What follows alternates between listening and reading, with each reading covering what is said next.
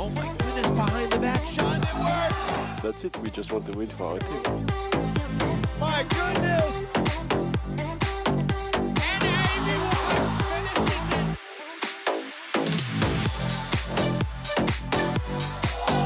Yeah, we're just as good as men, or better. It's a huge point for the Bay Area.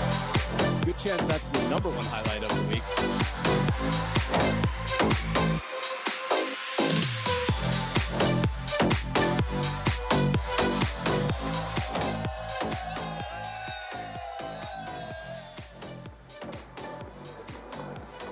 Good morning, Winter Haven! We are coming to you live for week number 10, day number 3, and we are about to start the action, the final day of action, right here at Major League Table Tennis, where the action is going down.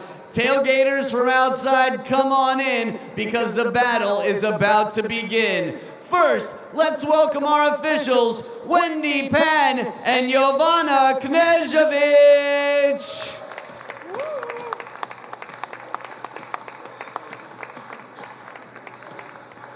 And the first team to enter the arena has moved up to second place. They've got 197 points and they are on their way. A warm welcome for Princeton Revolution.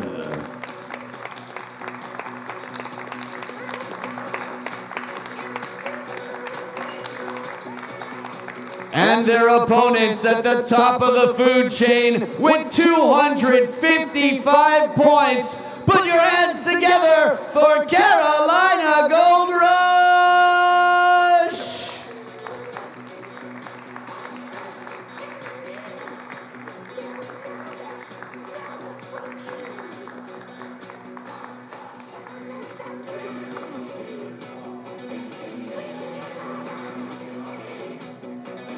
Alrighty, now that all the warriors are here, let's shake some hands, let's slap some skins, and let the games begin!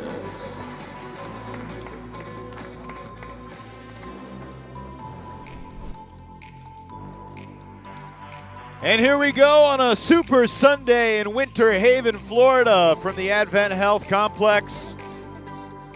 In Winter Haven, it's the Princeton Revolution and the Carolina Gold Rush. Both these teams have had fantastic weekends so far. Carolina's 2-0 with 32 points, back-to-back 16-5 wins. Princeton's 2-0 with 29 points. And the Revolution, more significantly, have risen past the Florida Crocs in the standings. Today's a huge day. The top two in the East will make the playoffs. There are only 4 regular season matches left for all of these teams. Carolina's a clear #1, but who's going to finish the weekend #2? That is very much up in the air as we welcome you to Winter Haven. Good morning. Happy Super Sunday with Matt Hetherington. I am Evan Lepler. The Princeton Revolution have won 9 of 11. They are the hottest team in the league, except for maybe Carolina. It's easy to forget about them just because they keep – they're 15-3. They've dominated all season long. This is a really important match, though, for Princeton today to try to head back to home to New Jersey for March with a playoff berth in sight. Yeah, I mean, the position that they're in, obviously they've moved into second for the first time.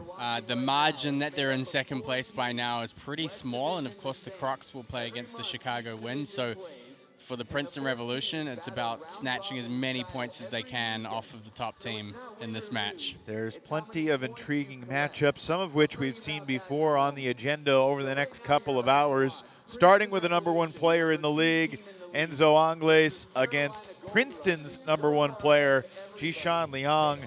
Matt, both these guys have had fantastic weekends. Both have won 5 of the 6 games they've played in singles. We'll delve more into that matchup momentarily. What else catches your eye on the slate we've got looking ahead?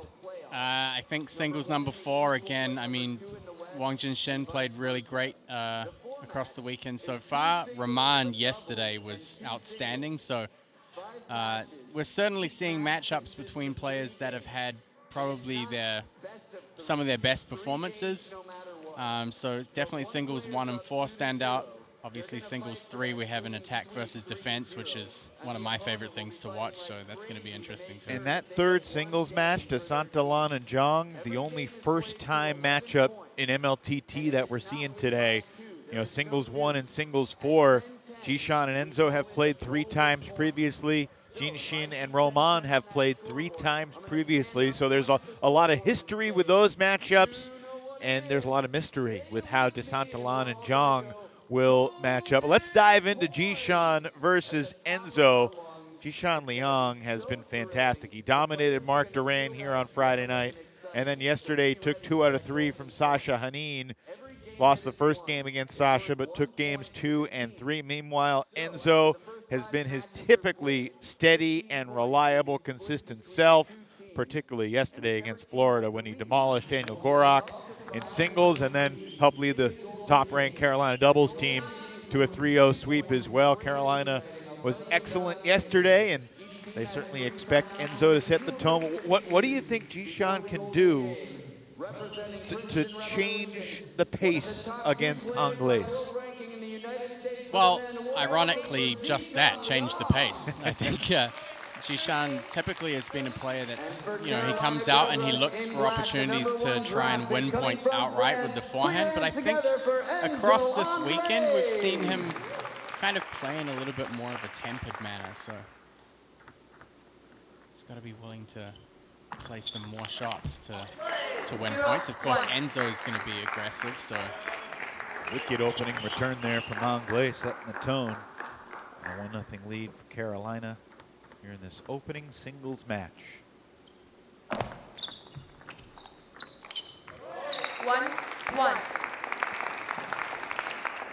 I mentioned it's the 4th meeting between Jishan and Enzo. Enzo has won all 3 previous matchups. One was a 3-0 sweep, the other were 2-1 wins. Shots like that tell the story.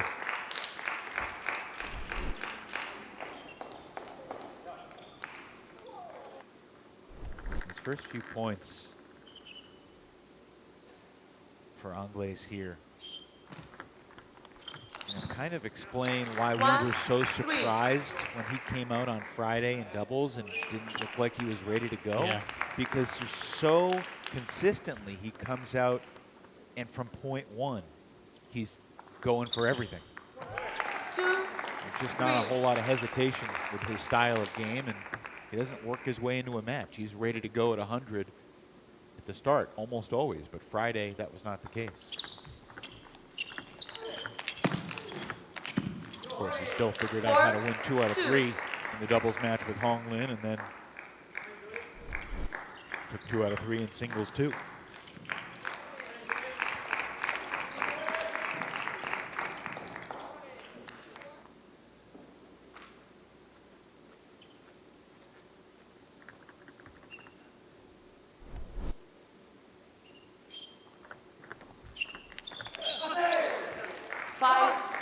Asked Enzo yesterday if he'd ever asked Jishan for advice on how to bring the best out of Hong Lin, because Hong Lin is Enzo's doubles partner and Jishan's life partner.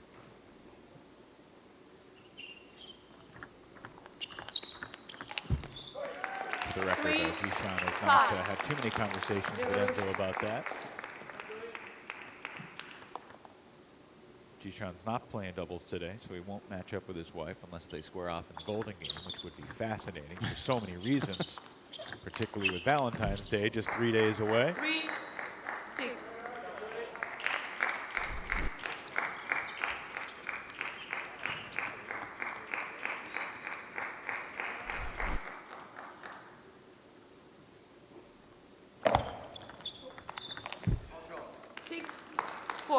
both players are looking to get in as early as possible with the more aggressive shots. Jishan's eased into the rally a bit. A little bit kind of tempered down from his usual. The return from Liang. And he's back within one here in this opening game.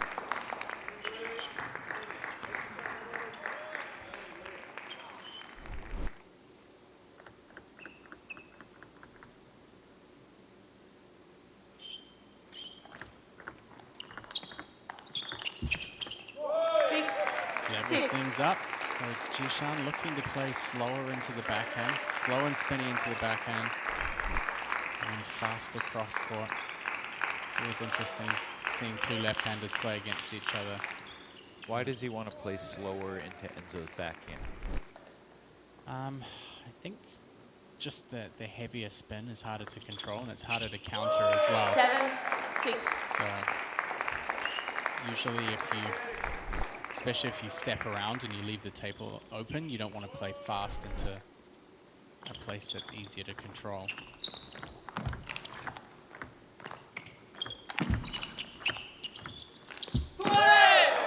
He tries to get back in for the counter, and Gold rush. Liang takes the lead here in game 1. Got a frustrated foot stomp from Enzo after that sequence.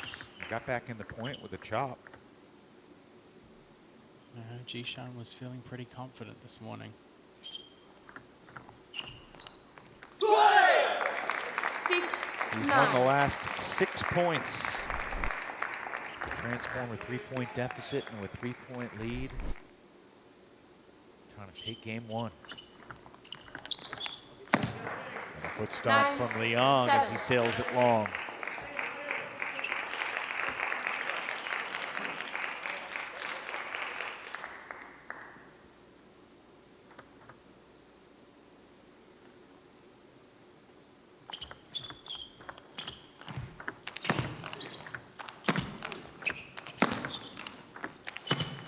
Big time hitting from both 9, players.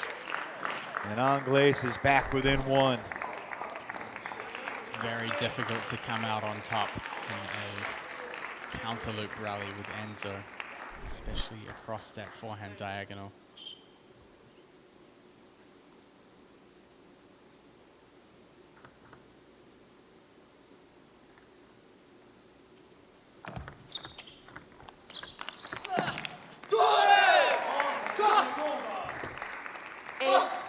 Liang has created a first game point here in this match.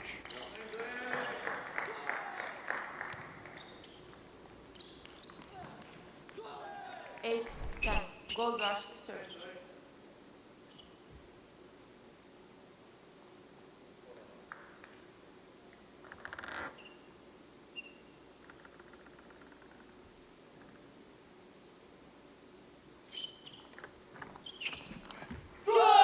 Jishan Liang takes game 1. So went with the short ball toss there. Serving game point down. And Liang with an impressive rally. Jishan wins 8 of the final 10 points in that opening game, and it's Princeton off to a fine start on this Sunday morning in Florida.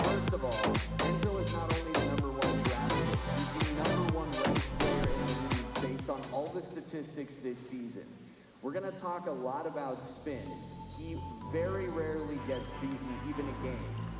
And Jishan Liang just took it in a close match. You might have seen a little bit of frustration. There was a ball that hit the edge of Jishan's racket and still went into play. Times you'll see players raise their hand to apologize or acknowledge fortune, as if they win a point hitting the net or the edge. Sometimes the edge of their racket, anything funky that happens that wasn't intentional, typically someone will acknowledge. There's some celebration here, and that could get in a player's head. So remember, 3 games no matter what. Just like right now, half the games we've seen throughout the season. When you see a good Opening point, contest check out here that decided by screen 3 right points after. or less. Timing on court won't be nearly as interesting Literally as the entering professional today, replays Matt, that we've got. 49.9% of all games in MLTT have been decided by 3 points or less. Speaks to the competitive balance, the fight we've seen from all the players, and just the caliber of competition. Second game. How surprised Gold are rush you? to serve. You said that Jishan was confident. How much 0-0. confidence did you have in Jishan here today against Enzo? It's a good question. I think from a technical skill 1-0. standpoint, if Jishan's playing well, then I would say he can put himself on a level playing field. At the end of the day, it really comes down to tactics.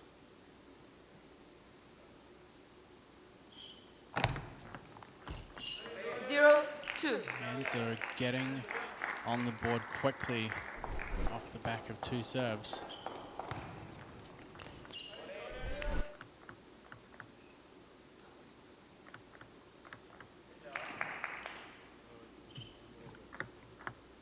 Ball in the corner. Behind. So Point. Anglais calls for a let. He's going to walk over and grab it himself. While he does that, you can see on screen the link for the 0-2. Major League Table Tennis Fantasy League. As far as I know, it's the first fantasy league in table tennis. Fantasizer.com. You can 1, play 2. each weekend or try and go for the glory of winning the season, which I'm not sure if any of us are in contention for that anymore, but 2. it's been good fun to have a bit more of a vested interest in some of the players and some of the matches.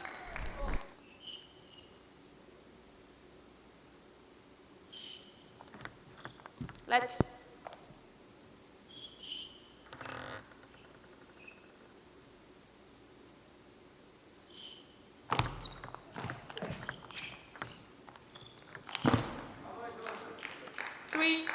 Something to note here.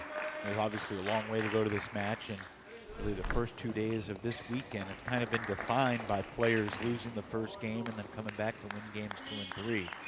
Enzo is far from out of this. But it feels like it would be kind of a shooting star to see Enzo lose a singles match. We have not seen that very often this year. He has played 18 singles matches. You know how many he's lost? 2. Yeah, to Damien and I can't remember. Sasha. Sasha, yeah. That same weekend in Chicago. 2-5. Right now he's hoping to turn things around here. Beg your pardon. It wasn't the same weekend. Lost to Damien on his birthday. Yeah, in that Myrtle part I Beach. remember. And Sasha got Enzo 2 games to 1 in Chicago. Enzo has not been swept all season long. Jishan's got to be careful trying to push into these forehand cross-court battles. Enzo is a very consistent player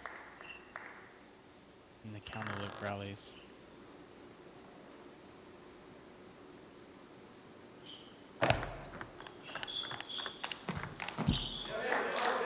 Seven, 2.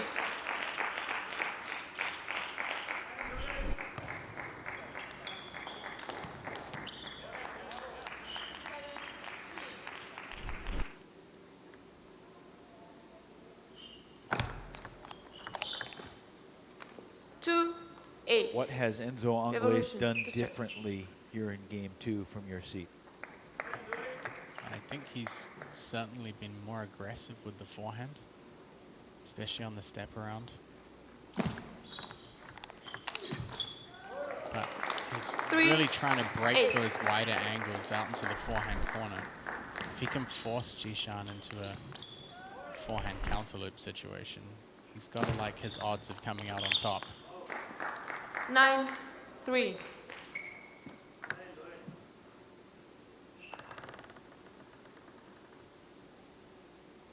Sure looks like we're going to get a rubber game. 10. I think we've definitely seen some more serve variations from Enzo as well.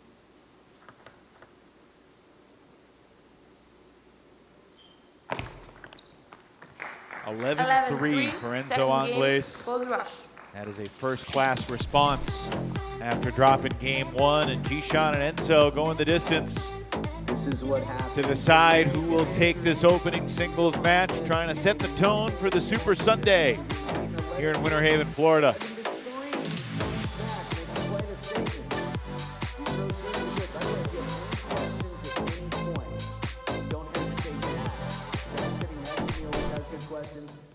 I'm gonna make it personal. What's your name? Justin, I'm Adam. Carla, nice to meet you.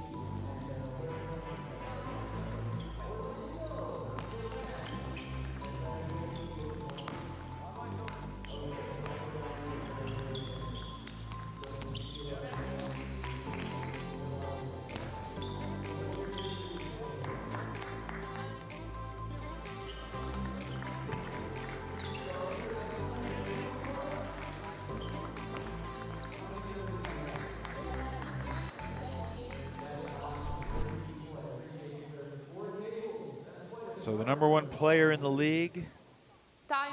Enzo Angles, with a dominant 11-3 victory in game number 2. Enzo now sits at 6-2 in singles games this weekend. That puts him at 43-13 for the season. And every game counts for their power Time.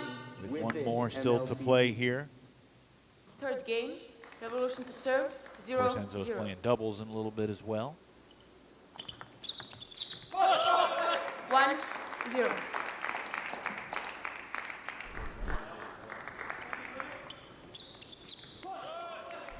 See how Jishan adjusts his tactics, perhaps. That's a nice angle on the forehand down the line.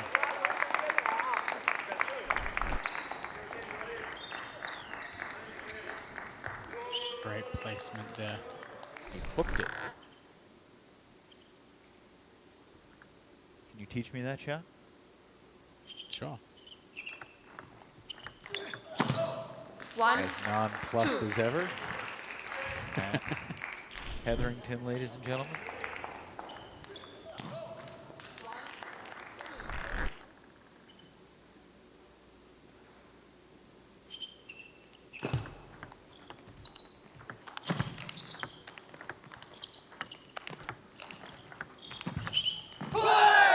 Great performance from both players. Jishan making a great decision there. Not to get completely stuck in forehand. He's got to move the ball around more once he gets into those rallies.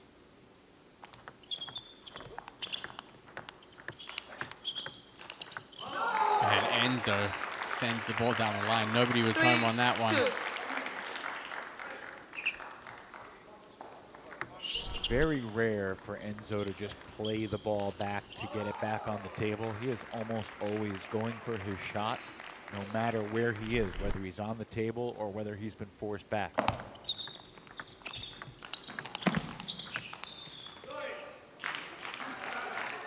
3-3. Rack it up in the air from Jishan.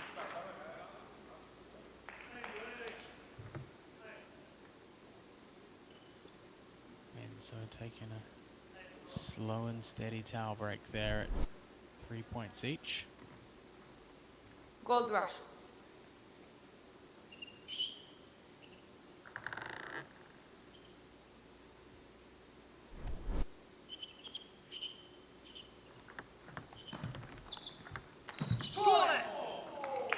And that's ridiculous. What a setup from Jishan. Drops the ball over the side and just blitzes the next ball. That's a nice imitation of Enzo's shot from yesterday. Same side of the table. Mm.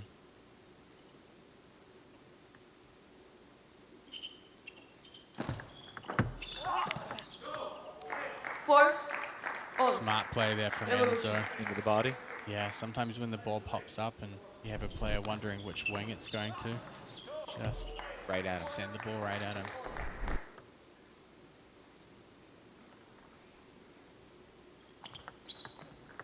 Let's.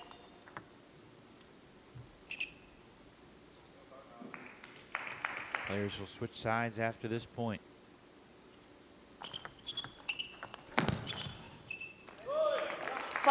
Jinxin Wang will switch ends with the lead.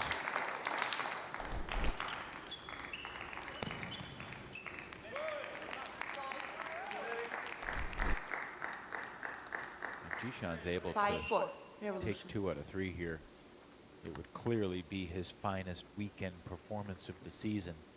Frankly, even if he loses this game, you can make that case for how well he's played the first 2 days.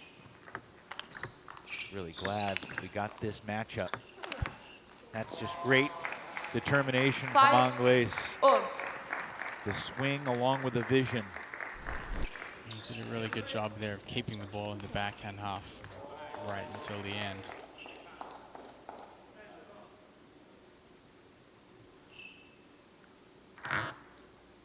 Boom.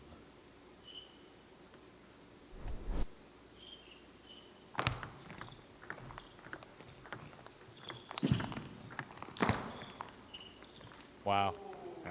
break with a net 5-6. ball. It's been a fun match.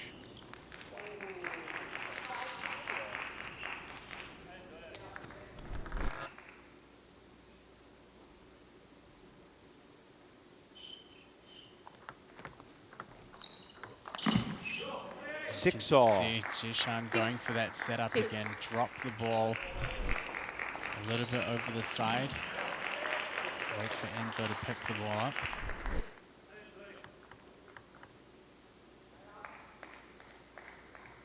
Haven't spent too much time focusing in on Hong Lin sitting over on the Carolina bench. Has to be a tricky match for her to watch. Oh, she looks like she's enjoying herself. No matter who wins, Hong Lin wins this match, I think. Enzo trying to get in early on that 6. ball.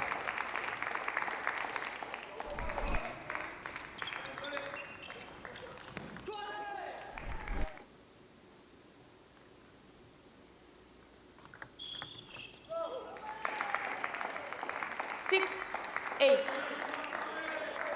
Gold rush. So Andres finds himself down 2 here. Game 3. Couple serves coming up. Miss hit by Angles. 6, 9. He knew it immediately, and Jishan Liang Gold rush. closing Warning. in on a huge victory for Princeton.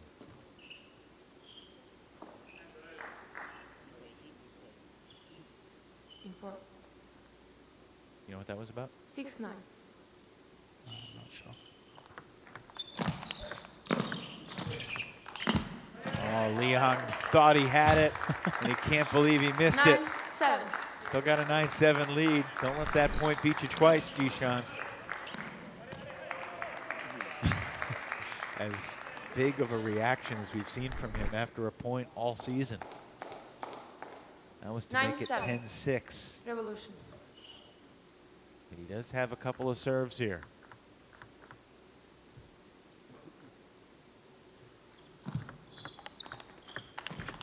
Angles back within 1. 9, 8. We're going to get a Princeton timeout here. And Timeout, here is the Revolution. timeout for Princeton Revolution. This is a big moment for the Princeton Revolution. Princeton Revolution. Very good I performance. think we all saw emotionally how impactful the point before was. It is rare to see a player lie down on the court until Now the think match about the is good over. things. That's When pretty much he's the only making spin time. and you make counter loop, you go really in the 9-6. ball a little bit earlier, In okay? game number 3 Just to this. decide, And expect always Jishan the had other it one. way out of position. He knew he One had a more good important opportunity thing. You to see that capitalize, works. If you but an if you serve undying to your effort. forehand, There is a you give scar. Well, push, it's not a scar you yet, push, but it's a short, bloody half knee long, mark everything is okay. from yesterday Okay? when Enzo rolled into the barriers. This floor Now is confident. not forgiving. It's professional and it's got traction for a reason. As you can see, these guys move fast. If you're newer to professional table tennis, they're wearing professional table tennis shoes. half long. Those exist? Yes, they do. Why? Because this lateral movement is so important.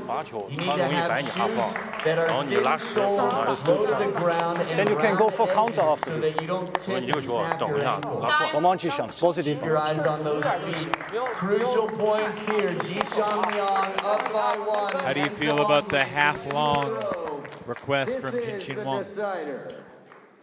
Yeah, I mean, it's worked really, really well for Jishan, especially that drop over the forehand edge of Enzo. 1-1. 9-8. Revolution to serve. I mean, Jishan is a player that usually feels pretty confident making big forehand counters, so if he can get a softer opening from Enzo, there it is again.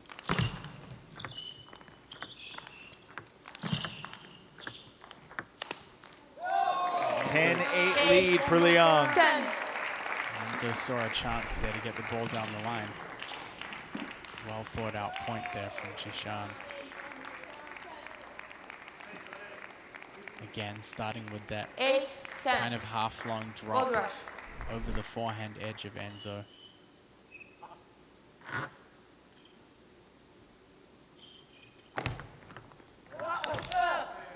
Enzo is ahead of it this time. 10. Doesn't let the ball drop over the side. Gets in and takes it early. Makes a huge difference in shot quality. Now it's going to be interesting to see how Jishan receives this very important serve. It's broken. Enzo gets a new ball. Said the other ball was wet. 9 serving 10. Deep serve to tie it up and create a golden point. Alrighty, you know what it is. Say it with me. Golden point. Hong Lin, stressful moments for a teammate and a wife. Her teammate Enzo, her wife Jishan serving at 10-all. Husband Jishan and Liang with a winner. Finish. 11-10 for Liang. Angles with a smile on his face. Can't help but respect that put away. Don't know if anybody saw that coming. Look at Enzo's face. Respect. I'm so happy you guys showed up when you did. The #1 player in the league, Enzo Anglais, is rarely touched, let alone came down to golden point. If you want to hear what Jishan Liang had. Big smile on Matthias Habason's face. You understand why. Jishan Liang just took 2 out of 3 from Enzo Anglais. Jishan, congratulations. You just did something that only 2 other players in the East have done this year, which is to beat Enzo in a best out of 3 match. How'd you do it? Yeah, basically he's left hand, I'm also left hand, so I can now do a lot of serve attack, and we also played before 3 times I lost. Every time I think the astrology, because I step around too much and sometimes miss some forehand, so also my backhand get better, so I tell myself just stay on backhand and backhand, forehand both. Yeah.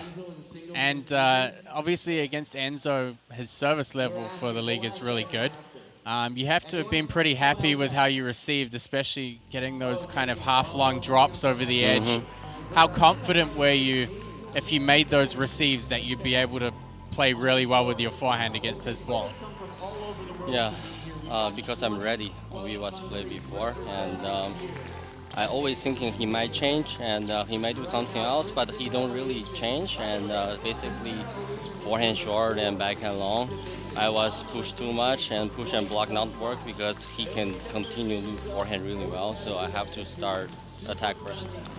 What were you thinking at 10-all before that final 10-all point? because we was play a lot of 9-9 or 8-8 before. Whatever I serve, he tried to flick because he know also I'm trying to step around. And this time I try to serve side underspin. If he push, I loop. He flick to my forehand ready. So perfect read. Congratulations, Jishan. We'll see you in the Golden Game in a little bit. Thank you.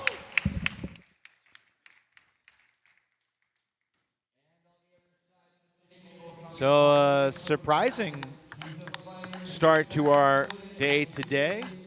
Jishan with a great weekend. He goes 7-2 in singles. Enzo not too shabby at 6-3, but Jishan has the last laugh, at least in the singles match department. We'll see about the Golden Game. Yevgen Pppa takes the table now against Bastian Dupont. These 2 players have met 1 time this season in a match, but it was back in September, so it was a while ago. Dupont took 2 out of 3 from Pppa.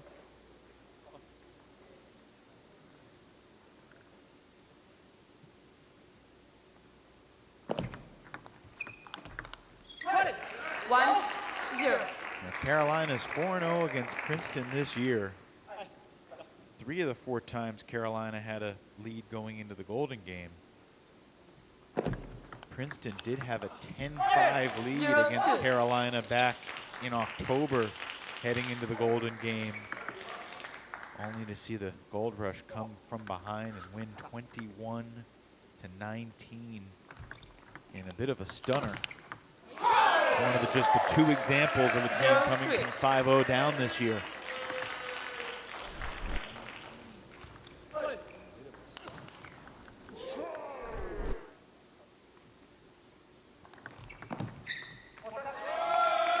Pppa on the board after falling behind 3-zip.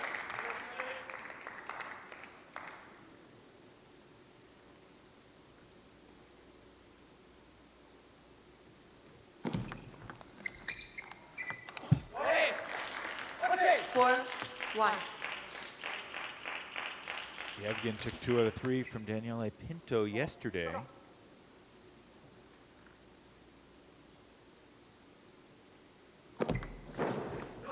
Bastian Dupont lost 2 out of 3 to Ojo Onaolapo.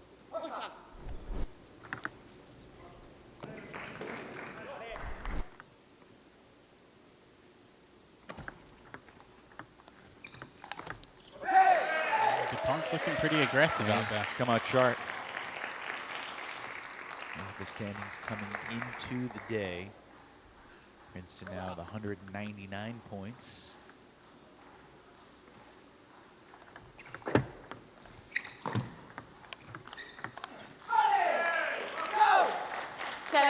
Good placement from Dupont in the rallies is keeping Pppa out of that comfort zone. I mean, we've seen Yevgen Pppa play when he's kind of comfortable in that mid-distance. A very smooth and consistent player. 7-2.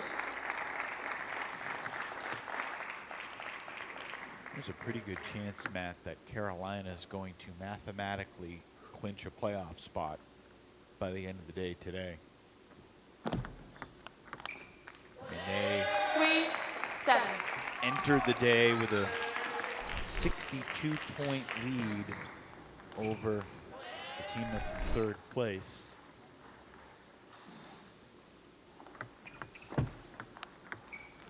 If they finish the day with a 63-point lead or more, that'll basically, 64-point lead would punch their ticket for sure. That's the mathematical explanation. Realistically, 7-5. Carolina is going to championship weekend. Pppa's starting to pick things up out there.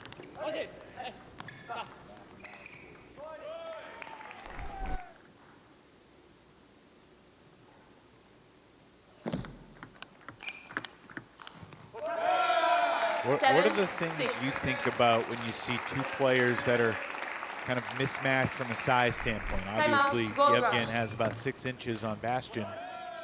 Carolina's taking a timeout here. Dupont off to a great start.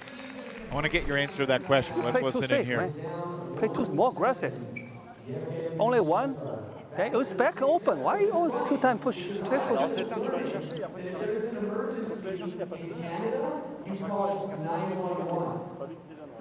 Much like in the United States. Who knew? Who knew? Some parts of the world is 119. Some places I don't even know. But right now, it's emergency time. So calling 911, they call timeout. You play more aggressive. You know, open is kill. And also sometimes service one is better because service one can push and they get time. And in the serve you push, they open. Don't let him open. You can use the backhand. Long serve, use forehand open.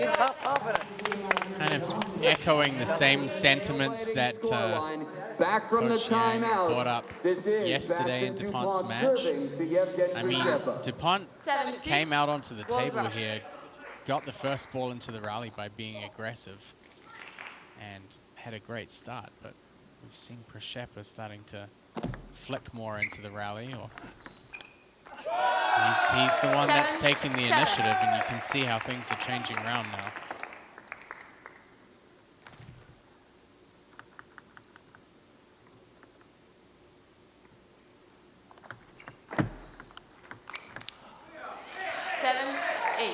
Dupont finds the counter.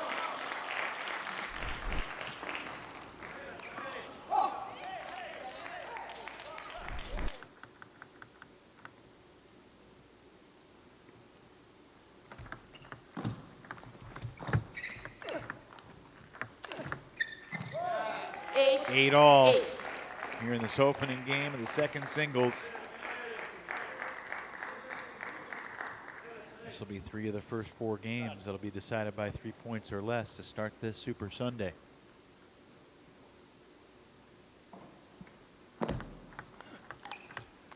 catching an edge. Dupont 9-8. back on front by 1. After having such a strong lead, Dupont knows he has to win this first game. Mentally, it would be pretty impactful if Pppa was able to win here.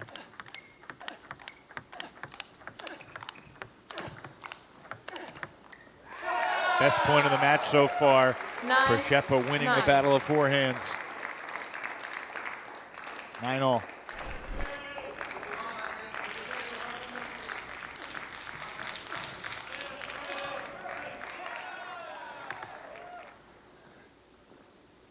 Perhaps I shouldn't have said battle of forehands. There were plenty of good backhands mixed in there too.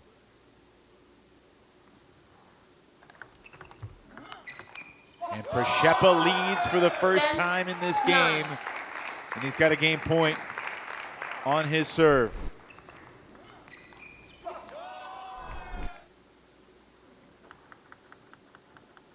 Nine of the last 11 points for Pppa. And he closes it out 11-9. with a fantastic flick down the line. What a comeback, and Pppa and the Revolution are looking strong. Jishan set the tone, and Pppa takes the baton. Tremendous comeback to take game 1 over Bastion Dupont.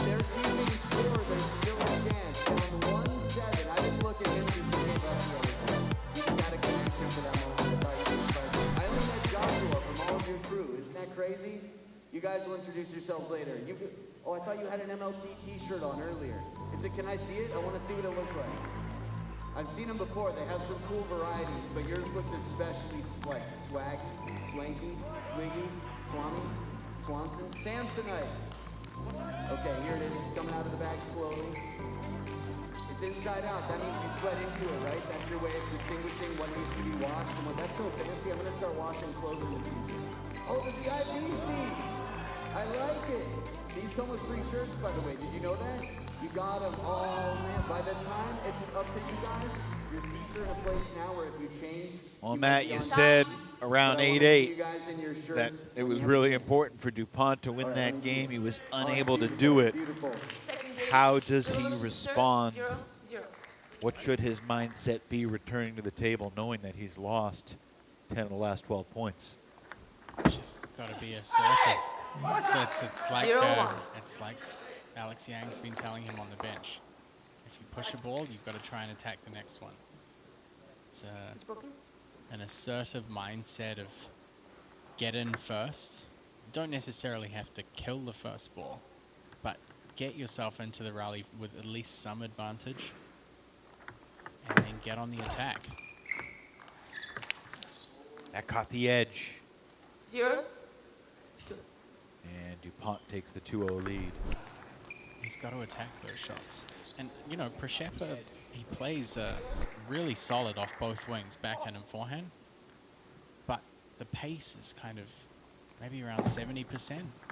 He's not playing big, hard, fast swings. So there are opportunities for Dupont to take control of the rallies as well if he applies a little bit more acceleration in his shots or a little bit more pressure from his side. 1-3. Pppa on the board here in game 2. That game 1 win gave Princeton their 200th point of the season. They are the second team in the league to reach that total, along with, of course, Carolina. 1-4. Let me put it this way. If Florida doesn't get 200 points later today, they're in big trouble. So they came into this weekend with not a comfortable lead by any means, but a solid lead. 5-1. Dupont again off to a really good start here in the second. This is the Dupont that we saw out on the table at the beginning of the match. He's attacking, he's playing with confidence.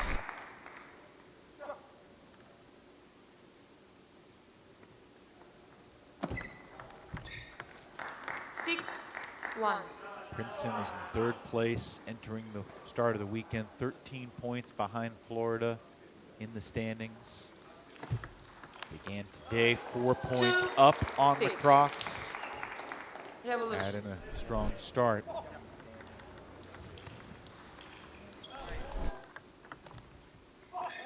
Three, 6. And again, Pppa just pushing back a couple of points here. 7, 3. Just trying to get in with those forehand flips as well.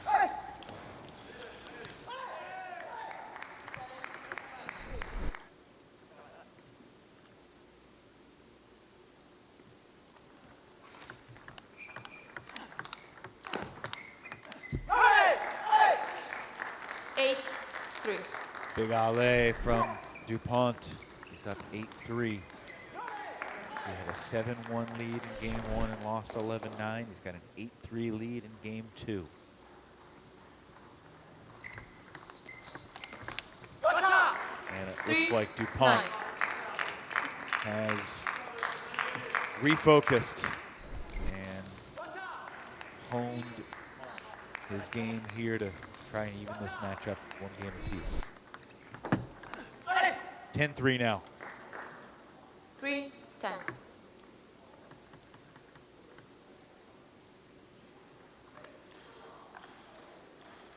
Pppa felt something off with the ball. So a few balls this morning that have not been approved by the players in the moment. It's the end of game 2. 3, second I know game. at one point during the match last month, the tournament referee actually stepped in and told the players, if you have a problem with the ball, you have to show the umpire first. You can't just hit the ball away. Usually the teams collectively pick 20 balls between them, I think 10 each. And that's before the match happens, so as a team, they've already chosen these match balls. What does that 11-3 win say about Bastien Dupont, his ability to bounce back? I think really it's about being able to finish. I mean, he had a phenomenal start in the first game. So, you know, that's got to give him at least the confidence to know that if he attacks and if he plays the right way, that he can have a comfortable lead. So, you know, it was a good good collection of himself to come back out onto the table and to refocus and to remind himself of the difference between being assertive and being passive. Right now it's determining who is the champion of this match. Game number 3, it's been gritty. The decider with Yevgen Pppa. Can I go back to what I asked you before the timeout in game 1? Yeah, what was it again? When you have a player Third who's, game, you know, gold rush serve. 6'3" Oh, yeah. versus a player that's 5'9", 5'10", how does the difference in size and reach impact things? 0-0. What are the things that you think about in that regard? Yeah, so generally a player that's taller will have better reach, and they tend to play better off both wings if the ball's going like wide. So, you know, Pppa going from his backhand side to his forehand side, transition pretty good, but a taller player can be weaker in the body because they have a wider stance on the table.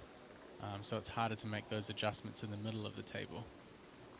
So there are definitely some tactical things that come into play when you're playing against someone who's taller or someone who's significantly shorter. I mean, Dupont's fairly normal height, I would say. So.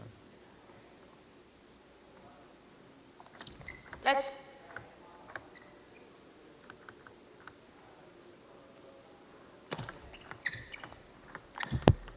One, two. Dupont's gotten off to a good start in all 3 games.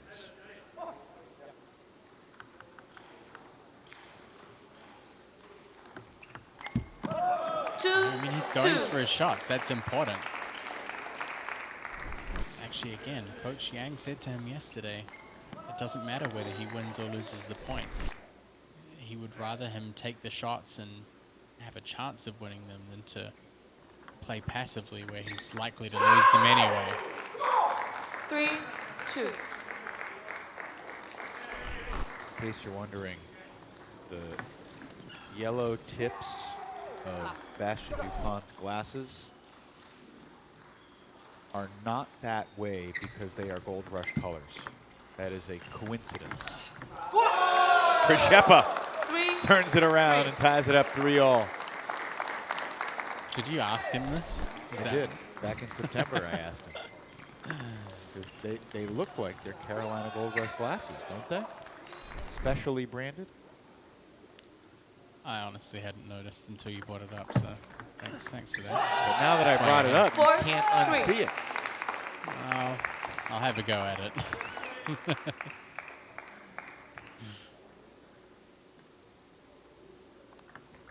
Let's.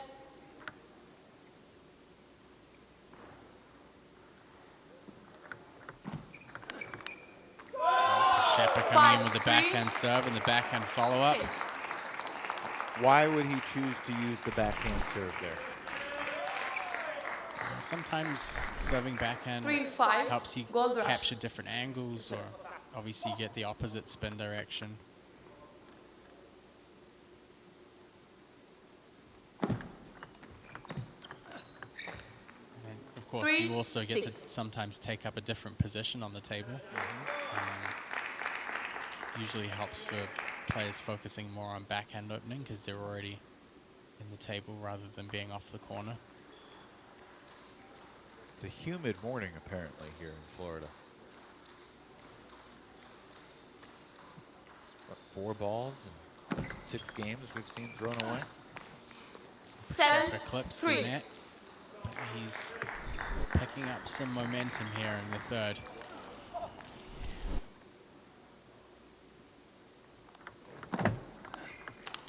Yeah, so you can see there the backhand serve. Pppa's already in position, waiting for the backhand attack. We are about to enter a similar predicament to yesterday, where Yevgen Pppa 8-3. has to get ready to play doubles, but he also wants his victory walk-off interview with the great Matt Hetherington. 3-9. I don't know if it's with me. Just the opportunity to be grilled after a victorious moment, to bask in that triumph. I understand it. 3-10. Service error takes Pppa to the brink. Dupont had a 2-0 lead in this game. He had a 7-1 lead in game 1. And Yevgen Pppa is still going to walk away from this, 10-4. barring a crazy 8-0 rally with 2 out of 3 for the Revolution. Very strange rhythm in this match, that's for sure. Dupont says, 5. not yet, my friend. Come on, those glasses look like they were made to match that jersey.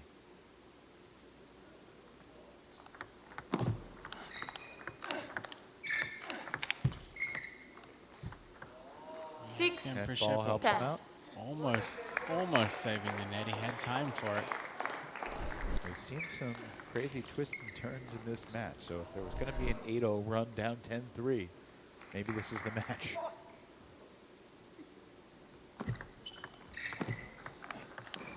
No, not going to happen. Pppa able to get 2 out of 3 from Dupont. Some crazy comebacks in that match, and Princeton has a 4-2 lead on the team tally as we head toward the doubles. 4.22. That's pretty crazy. Yevgen Pppa now 4-2 in singles on the weekend, and Princeton leads 4-2 where it counts.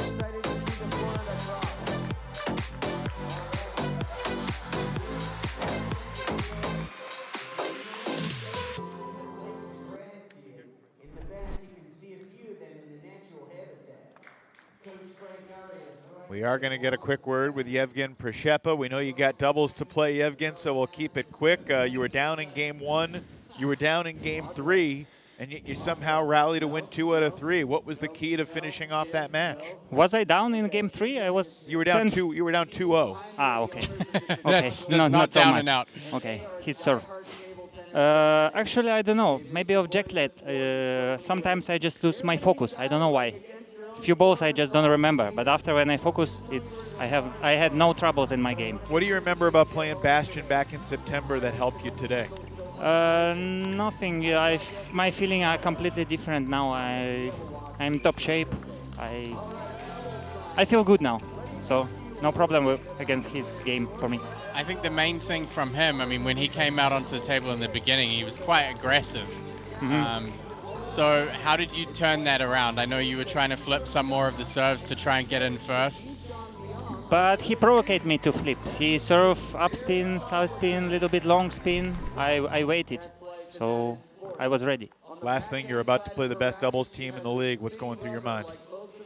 I don't know. It's always difficult to play against left hand and also pen hold pimples. It's a difficult game, but we will try our best. Go give him heck. Good luck. Thank you. Thank you.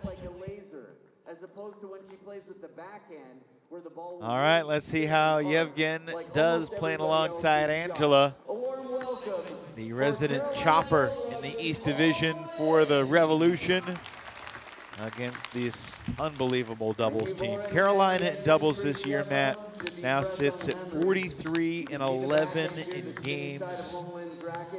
That is far and away the best record in the league. That's 32 games above the 500 mark. And I know Princeton's going to have its handful. You see just the top two now in this division. That was coming into today. So at this exact moment, Princeton now with 201, Carolina's 257. You know, this could be the matchup that we see on Championship Sunday on April 28th in Chicago. You know, knowing what the East did against the West, and obviously it's going to be a refreshed competition when the East and West square off at the championship event.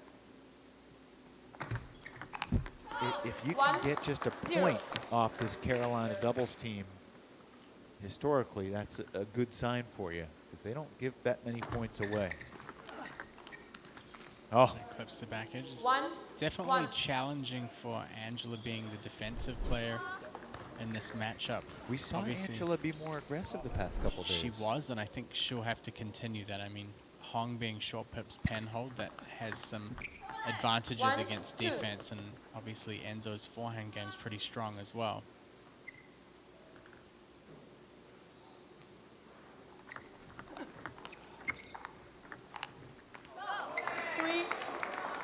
Fair to say the ideal doubles team is one righty and one lefty? Generally speaking, yeah, because you have two forehands across the whole middle of the table. Would you ideally want to have two players of the same grip in doubles, or does that variation also provide an advantage? I don't know if it provides a specific advantage. I think there are certain advantages that can come out of it if a team plays together well. I mean, you know, every different type of rubber or different grip has strengths and weaknesses. Yeah. So.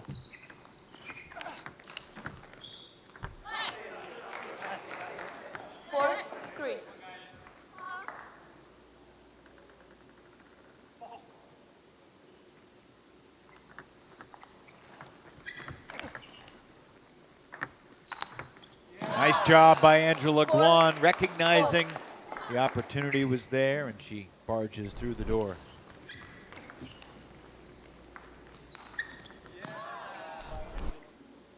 Good finish.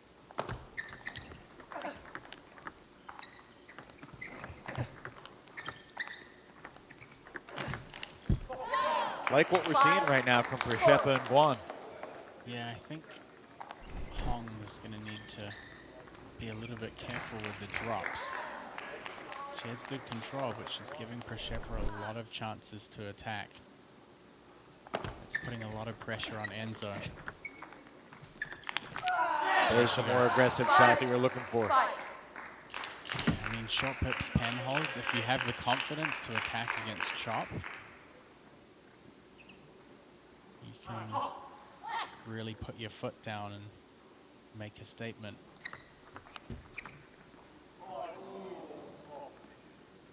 Five, six.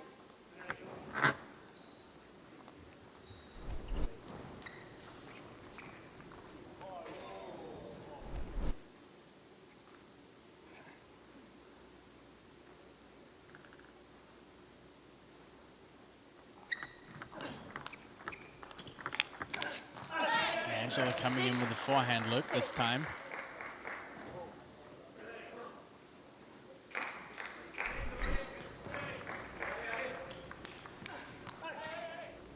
Again, Wong utilizing that strength of being able to stay close to the table.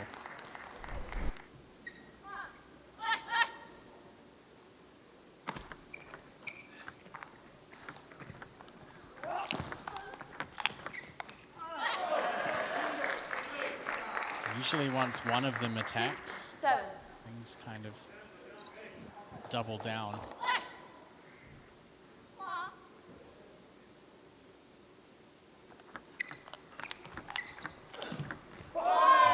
Pppa, perfect placement. Guan did a nice job of handling that early attack from Enzo. Yeah, again, just utilizing something as simple as a forehand block. It doesn't have to be aggressive, but it's something different. Using Enzo's pace to help her out. 8, Andres and Limbo back up one at 8-7.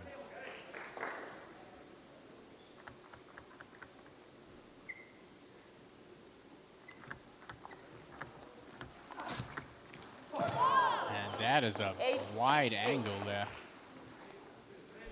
Enzo flailing toward the barrier. We saw Santan go over in that spot, exact same spot on day one. 8 apiece. Guan serves.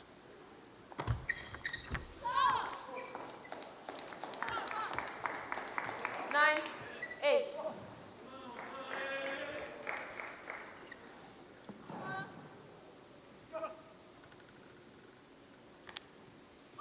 Enzo being a little bit more direct there in the communication.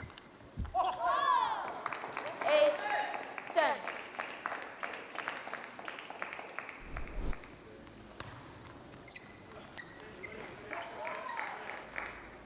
Opportunity for Princeton here to take a 5-2 lead.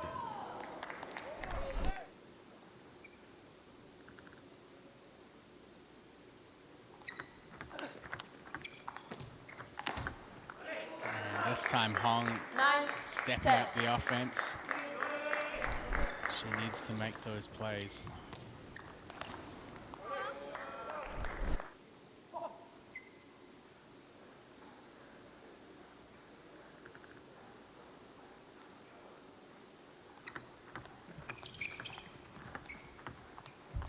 And all here in this opening game in doubles. Alrighty, you know what it is. Say it with me. Golden point. Second golden point of the day. Our 9th of the weekend. Angles lost golden point to Jishan at the end of their singles match. But he wins the golden point here to start doubles. Big celebration from Enzo off the back of an excellent forehand down the line. Princeton had opportunities, but Carolina closes on a 3-0 run, punctuated by that forehand winner from the league's #1.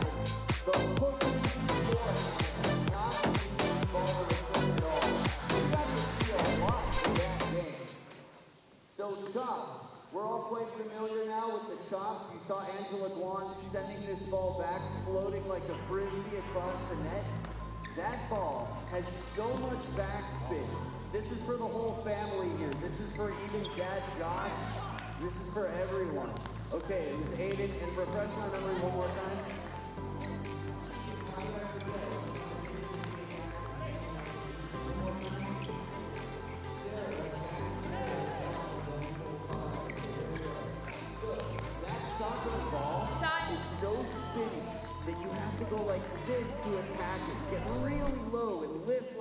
just to keep it out of the net. Time. Constantly changing spin. Keep your eyes on Angela Guan and her shots. 4-3, Princeton Revolution leads. So Angles and Lin find a way. This is game number 2. I'll be honest, man, I thought Pppa and Guan, I don't want to say played as good a game as they can play, but it was certainly a very competitive game. It never felt like they were overmatched at any point in that game, and yet they still come up short. We'll see how they respond. Yeah, I think this order is going to be a little more favorable for them. For Princeton? Or Carolina. Carolina. Yeah. We're going to have Hong playing to Angela, so typically when Hong made her drop shots, Pppa was able to loop the next ball, but against Angela, we're probably going to see a little bit more defensive play against the drop. 1-1.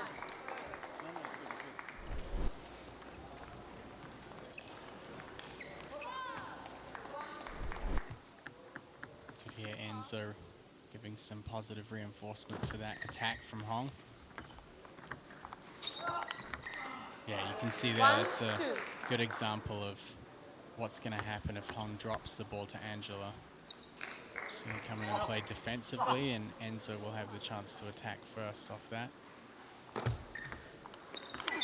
Oh, a blistering backhand from Pppa.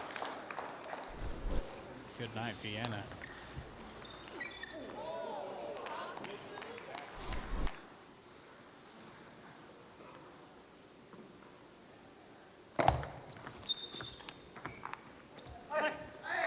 You've been to Vienna, right? Yeah, how ironic. We were just talking about this yesterday. I have. Nice place? Yeah, lovely. If you're into architecture, it's kind of classical European architecture. It's a nice place. A lot of those centers around Europe are, you know, Budapest as well. Prague. Heard great things about both Prague and Budapest.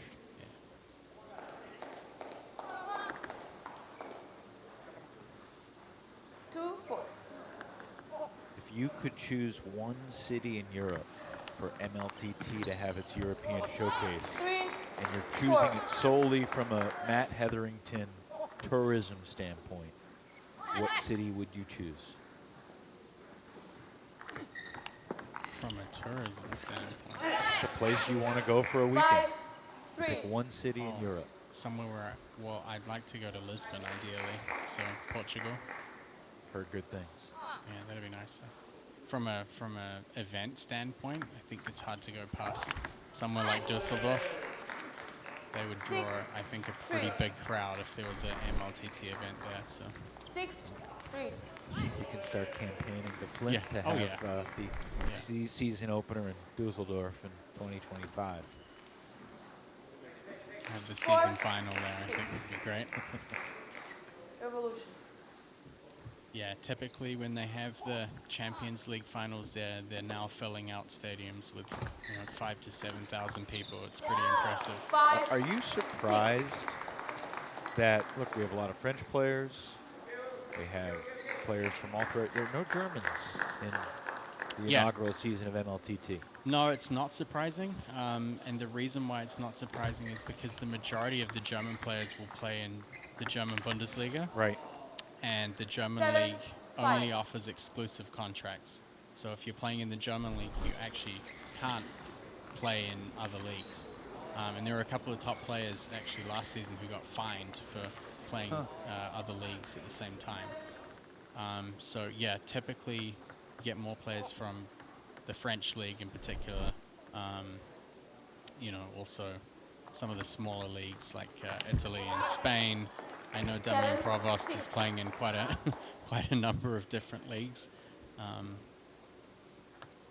But yeah, the German league contracts are German league only, unfortunately.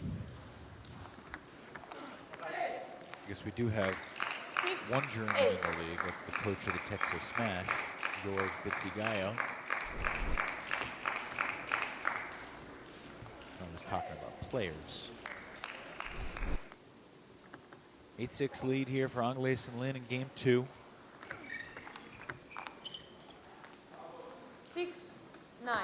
Gold Rush within 2 points of a 2-0 lead.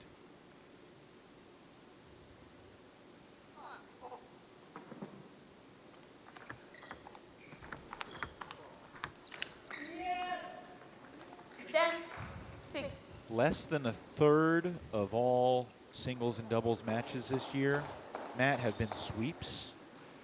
About 32.5% of the singles and doubles matches have been 3-0 sweeps, but more often than not, the same team, the same player wins the opening 2 games. It's about 53% of the time that one team gets the opening 2 games. East Division teams have struggled to close out 3-0 sweeps at times, but Enzo and Wong doing what they do. And we are tied 4-4 overall on the team tally.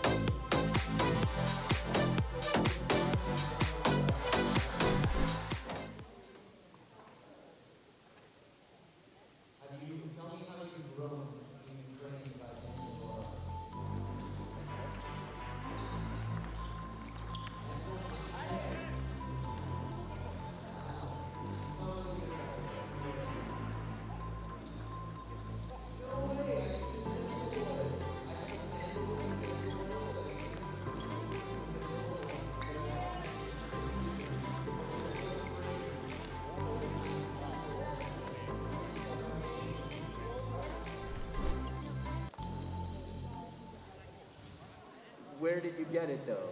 Like, what store did you get the natural stuff that you're wearing?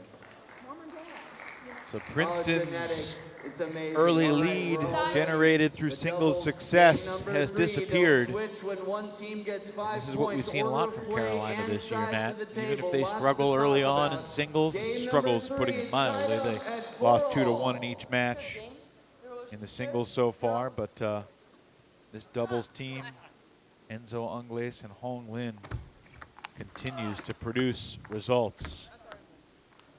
0-1. Enzo and Hong playing together this weekend are 7-1, playing together for the season. They are 43-10 in games.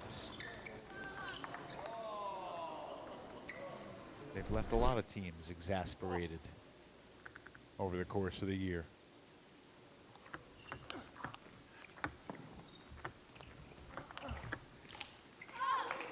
So with the chop block, well controlled by Angela Guan.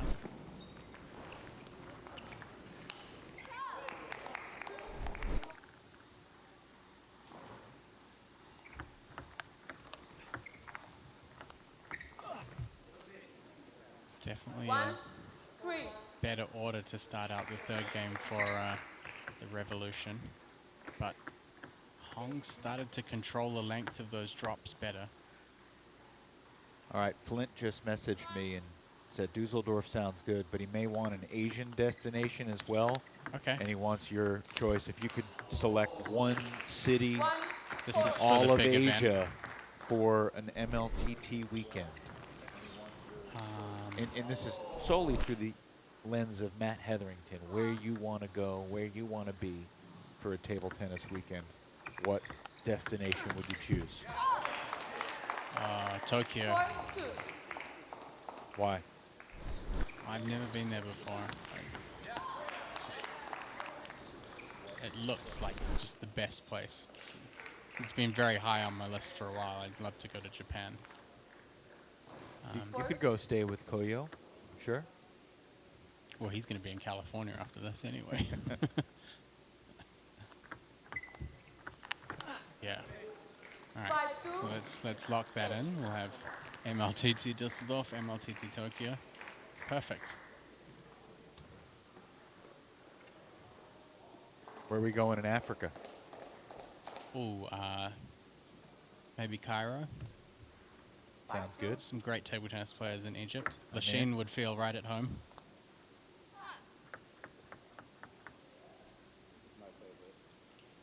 The international tour, MLTT, as planned by Matt Hetherington.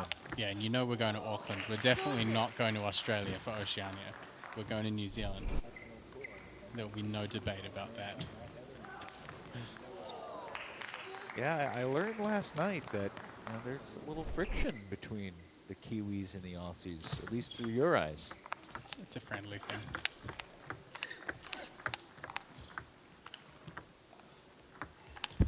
Wow, Angela Guan, 2 excellent forehand blocks in the middle of that rally. And it ends with Pppa just floating the ball out to Hong. So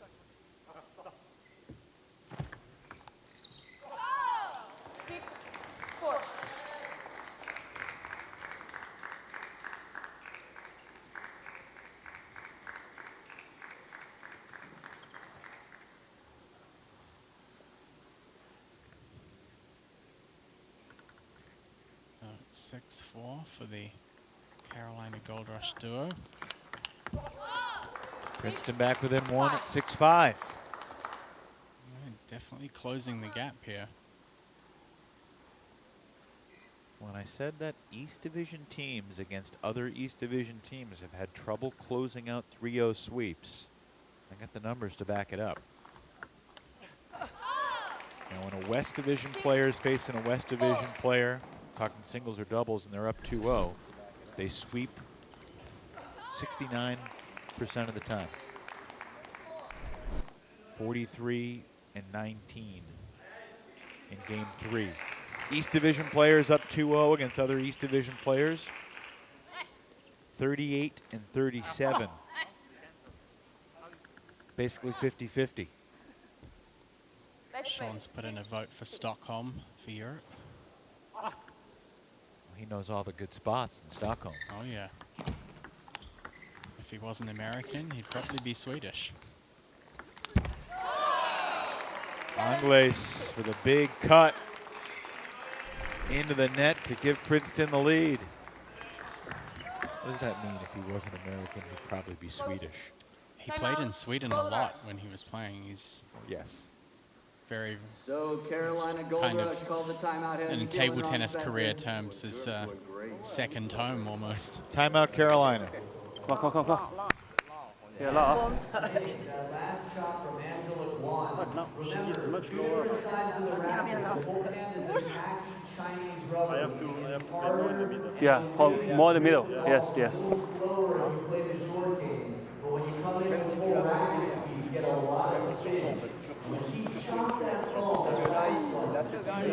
他有点松。对，六边女生上去冲了，他勾了一个。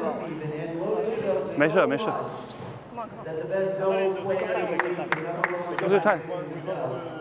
We have time. 现在谁发球 Your service? Same than before. 不是我发。 A little bit more low. 他接。 Maybe it's too short, it's not so good. Angela. Has 3 timeouts total, only 2 of which can be. All right, let's go. Hey, let's quickly look ahead, Matt. Santan versus Jang. Of the third game. Whoever wins Who do you this think has game the will edge have the going into lead. that It is match? 4-all in games. Quickly. I feel like Kai would have a good edge against defense. Okay. So initially, I'd say Kai at small margin, but 2-1. I don't know about the actual outcome of the match. What about Wong versus Lorence? That's a pretty even split. It's going to be close. It's going to be really close. Which is to Down say, to the wire. we're tied 4-4 right now. Whoever wins this game might end up leading going into the Golden Game. Possible, yeah. And we know how important that is, especially in 2024, where the teams leading going into the Golden Game have won better than 93% of the time in the Golden. And Enzo stepping it up against the chop from Angela Guan. Taking no prisoners with that forehand.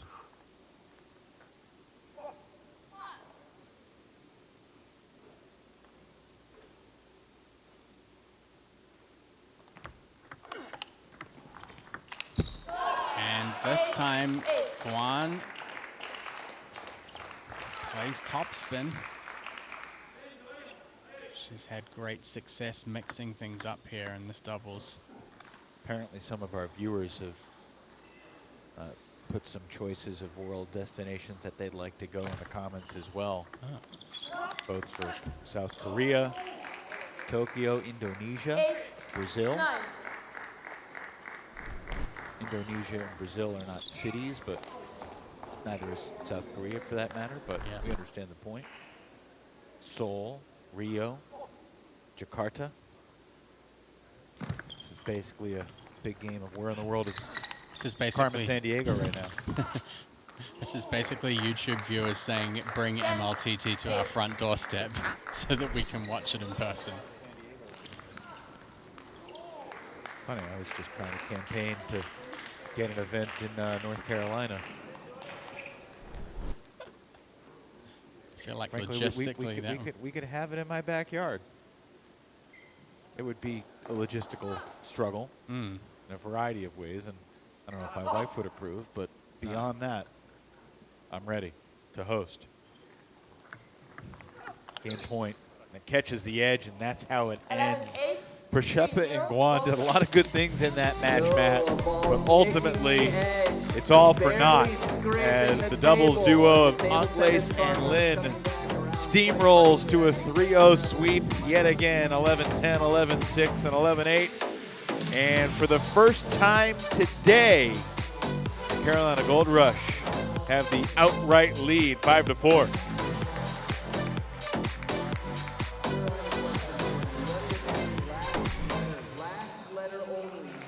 I love the little interactions that even the Carolina players have with the Princeton owners as well. We're going to have the chance to talk to Hong. Hong Lin, congratulations on a 3-0 sweep. Some very close games, but you and Enzo prevail. What were you most pleased about from that match? Match before, I just think it's a difficult game. Yeah, because Angela and Pppa is good player. Yeah, they play with each other is very good. Yeah.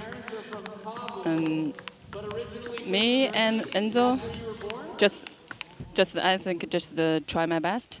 Yeah, try our best. It's not another thinking or something. Yeah, just go. Let's go. And how was it for you in the first match, sitting on the bench watching Jishan and Enzo play against each other? Our first match? Yeah, how did you feel sitting on the bench to watch that match? Were you nervous? I'm so, you know, just like I'm feeling is I want when Enzo, I want Jishan win, I want Enzo win, you know. Tough call, isn't it? You win either way. Yeah, you win either way. If Enzo wins, you win. If Jishan wins, you win too, in a different way. She wants both to win. Yeah. I difficult choice. Sorry. I've been asked to inquire if you and Jishan have any special Valentine's Day plans with Valentine's Day just a few days away. I know he's headed to South Korea pretty soon for the championships. Yeah. And any plans before then or afterwards? No. Just no. Just no. Yeah. Well, we are direct people here in Major League Table Tennis. Hong Lin, congratulations on another 3-0 sweep. We'll see you in the Golden Game. Thank you. I respect that. Valentine's Day is a commercial creation. We live every day to appreciate the moment. And this is going to be a fun moment here. Kai Jang versus Matthew de Santalan. Are the pieces in place for one of the more entertaining matches of the weekend here? Yeah. Have we ever seen a match from de Santalan that hasn't been entertaining? Sir, 0-0.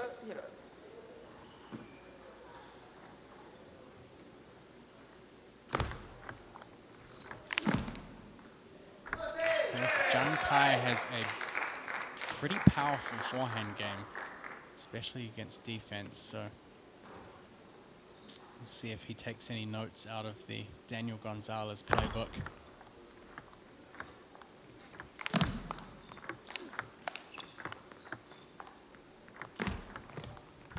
What a drop, straight off the bounce. Just the variety of shots you've seen in 2 points tells you this is going to be exciting. 1, You can see Kai's really going for broke on the first ball into the rally.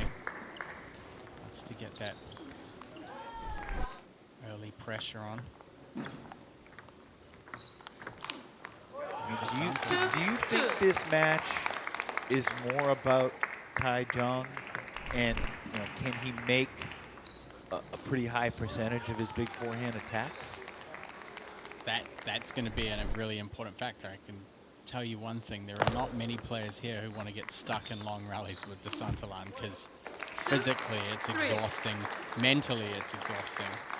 I think like one of the difficult psychological things about playing a chopper is you can play a 20, 30 shot rally to win a point, and then you might lose the next point really early. So it's an internal battle.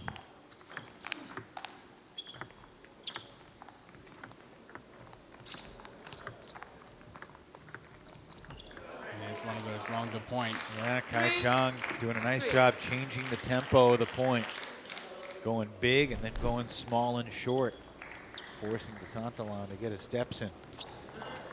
Yeah, it's very important when you're playing a defender to mix in those drops.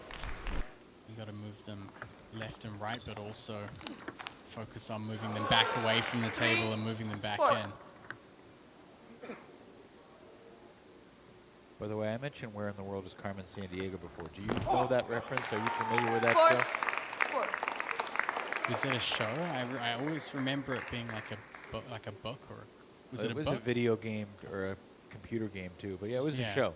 It was a show when I was growing up in the United States. I remember the reference, yeah. With a great theme song. I will spare you right now, but please do. 4, 5. that was cool. That's the kind of balance I'm bringing to the commentary booth.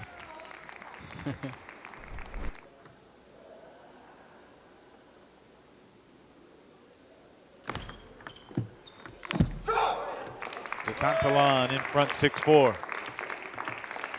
6, 4. I think one of the things that stands out here is that as the longer rallies have started to play out, and it's been more difficult for Kai to win those points in the longer rallies, there's more pressure on him to try and finish the rally quicker, which means he has to play those bigger shots. The Santan playing, as always, a very intelligent game out there.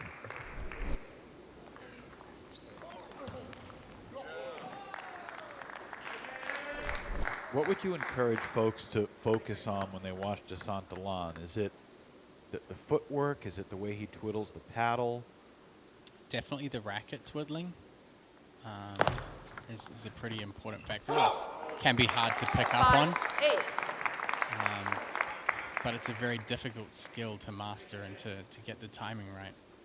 I mean, he's switching between a smooth inverted side. I mean, look, even when he's waiting for serve return, he's twiddling it around. 8, 6.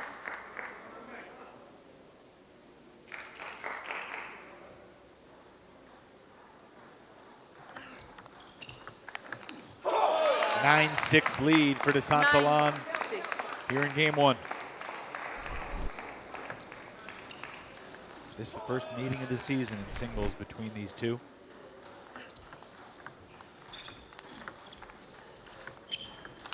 The drop from Kai can be pretty hard to control in this heavy spin on the ball.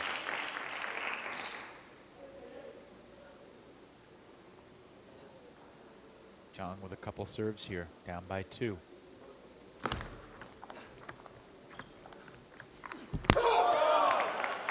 Doesn't quite get his foot down.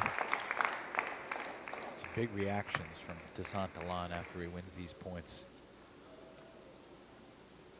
Understands the significance. Plays with great desire.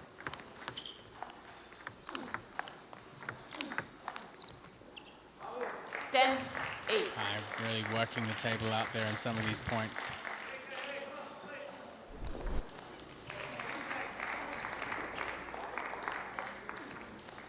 How aggressive does Kai Jang want to be with these returns? I think steady. If the ball's going long, he needs to avoid pushing. That's game. Too much. 11-8, first game. 11-8 in game one for Matthew de Santalan. We are tied 5-5 between the top two teams in the league.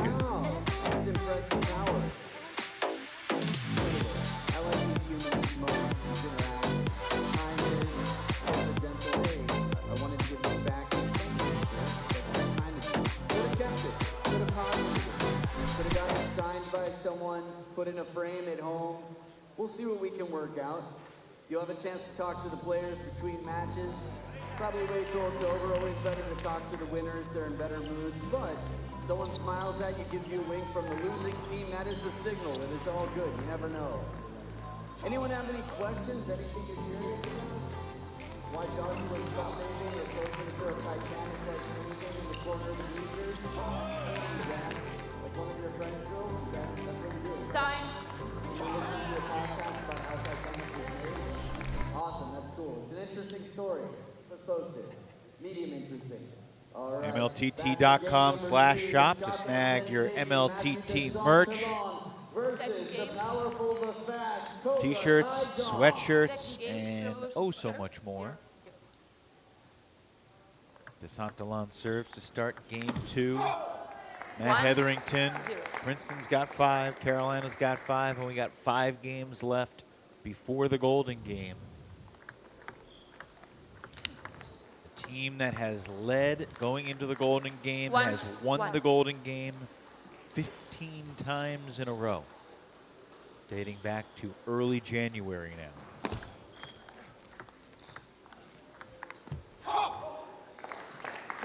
What was the key for de Santalan in game one to get that 11-8 win? Basically using whatever variations he can to lengthen the rally. So just getting back from the table and dragging things out as much as possible. Great footwork from de Santalan. Back and forth to take a 3-1 lead. I think I would probably say any rally that goes more than 7 or 8 shots, de Santalan's big favorite. There's a short rally that he steals too. Do you call it a rally if it's just 2 shots? I think you do. I suppose. 2 quick points on his serve, and he's got a 5-1 lead here in game 2. Carolina does not have a timeout. He's won in the first singles match and the doubles match.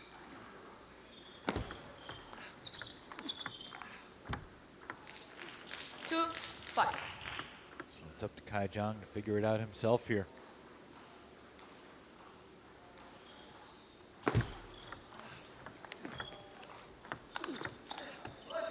Kai Jang had a sensational start to the weekend, playing on Friday against Dan Liu. A 3-0 sweep. 3 close games, but Jang had the goods in all 3. That's 3 straight for Jang after falling behind 5-1 here in game 2. Timeout. Revolution. And we're going to get a timeout for Princeton. Talking about how Carolina has no timeouts. This will be the final timeout for the Revolution before the Golden Game.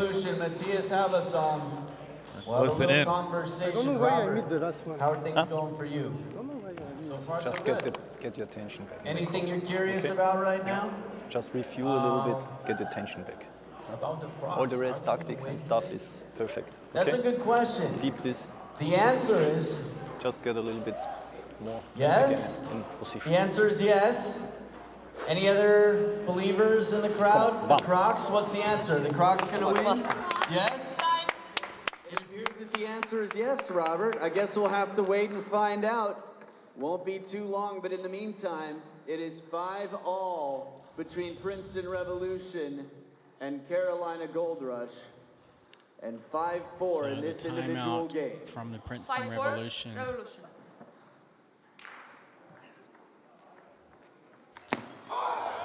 4-6. Just a reminder from Matthias Harbison.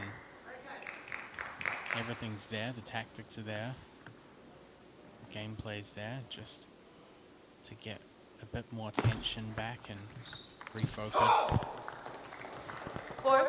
I mean, their timeouts call for all different reasons. Sometimes it's we need to make this adjustment. Sometimes. Other times it's just take a deep breath. Yeah, sometimes as a coach you can literally call a timeout, give them their water bottle and just stand there and let them breathe and, you know, go through things in their own head as well. You look thirsty, 7-5. so we're just gonna hydrate, enjoy this peace and quiet. 7-5 lead for Santan. I'm sure there are times you just want to hand me a water bottle and tell me to shut up. Silence speaks volumes. I was trying to decide whether I'd give you the water.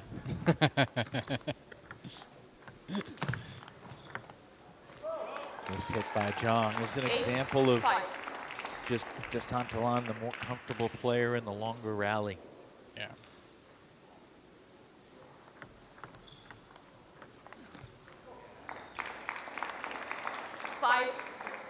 Called the timeout at 5-4, so he scored 4 of the last 5 since the timeout.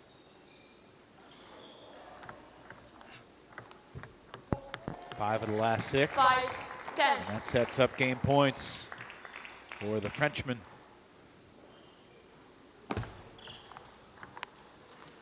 11-5. And Santan has the 2-0 lead. So game number 2, Just like that, Princeton leapfrogs back over Carolina again. And it's 6-5 for the Revolution. Santan will go for the sweep in just a moment.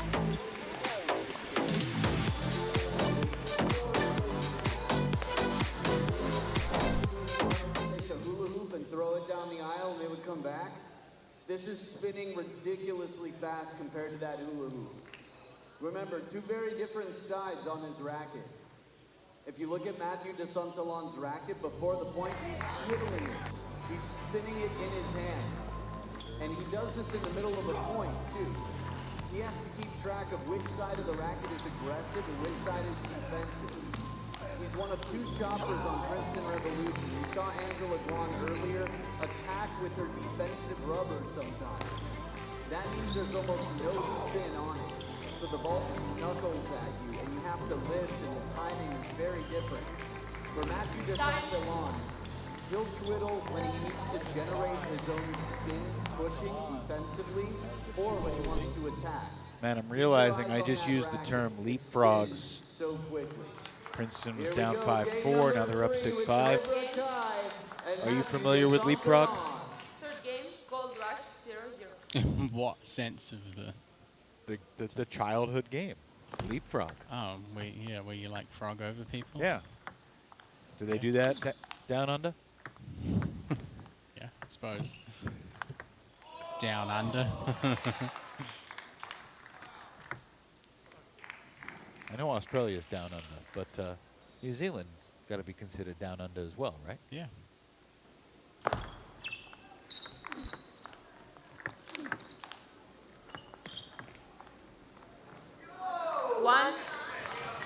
What would your advice be to Kai Jang here in game 3?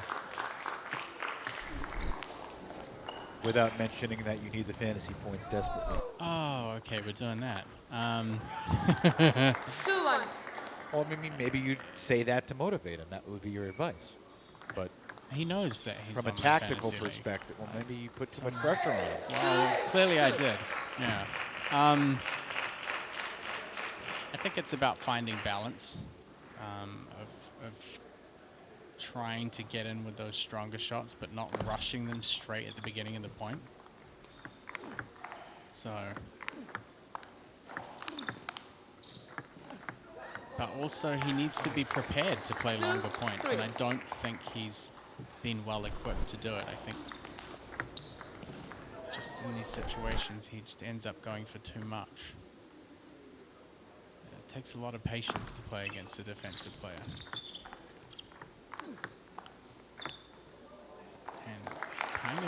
kind of looks like I don't think he knows what the answers are. If you look at body language in particular. He got off to a good start in game one. Hit some good forehands, but you're right. Santan kind of started, grinding him down, and he hasn't been able to respond to that. Yeah, I mean, that's part of the strategy for a defender, because when you're playing against someone who's backed off the table and they're not attacking as much, you end up losing points mainly through your own errors. And when the errors start creeping up, and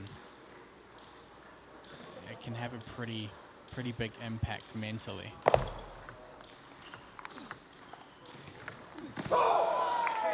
And you can see the Santan's quite content to just hang back off the table and return the ball, sometimes with a little hook, sometimes with a little topspin. Just all of these little things designed to throw your opponent off. Wong and Lorence still to come.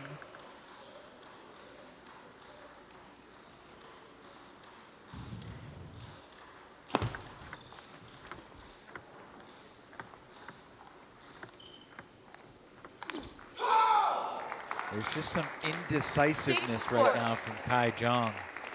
There were opportunities for him to take some bigger swings earlier in that rally. He refrained, and then when he went for it, it was a miss. And another error off the paddle of Jang. Certainly give Santan credit for creating the error. Santan spinning the ball the way he does. Most errors are not unforced, which is to say that Santan's tactics and style create errors from his opponent.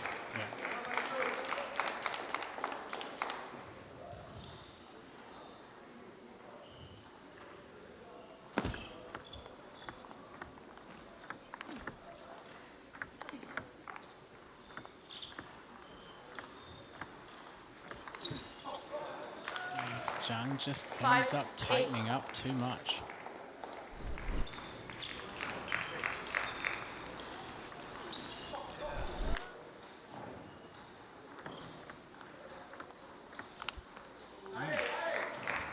Santan going for broke on that backhand.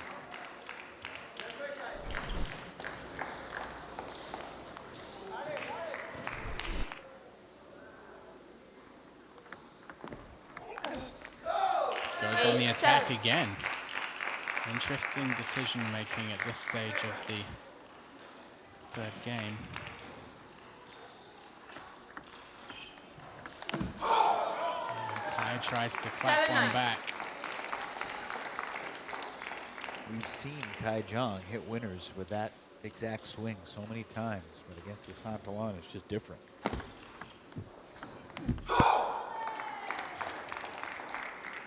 Game points, try to complete the sweep here. Santan looks to make it 7-5 ahead of Wong and Lorence.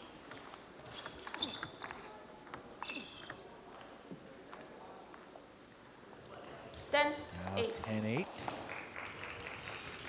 One more trip to the towel for Matthew.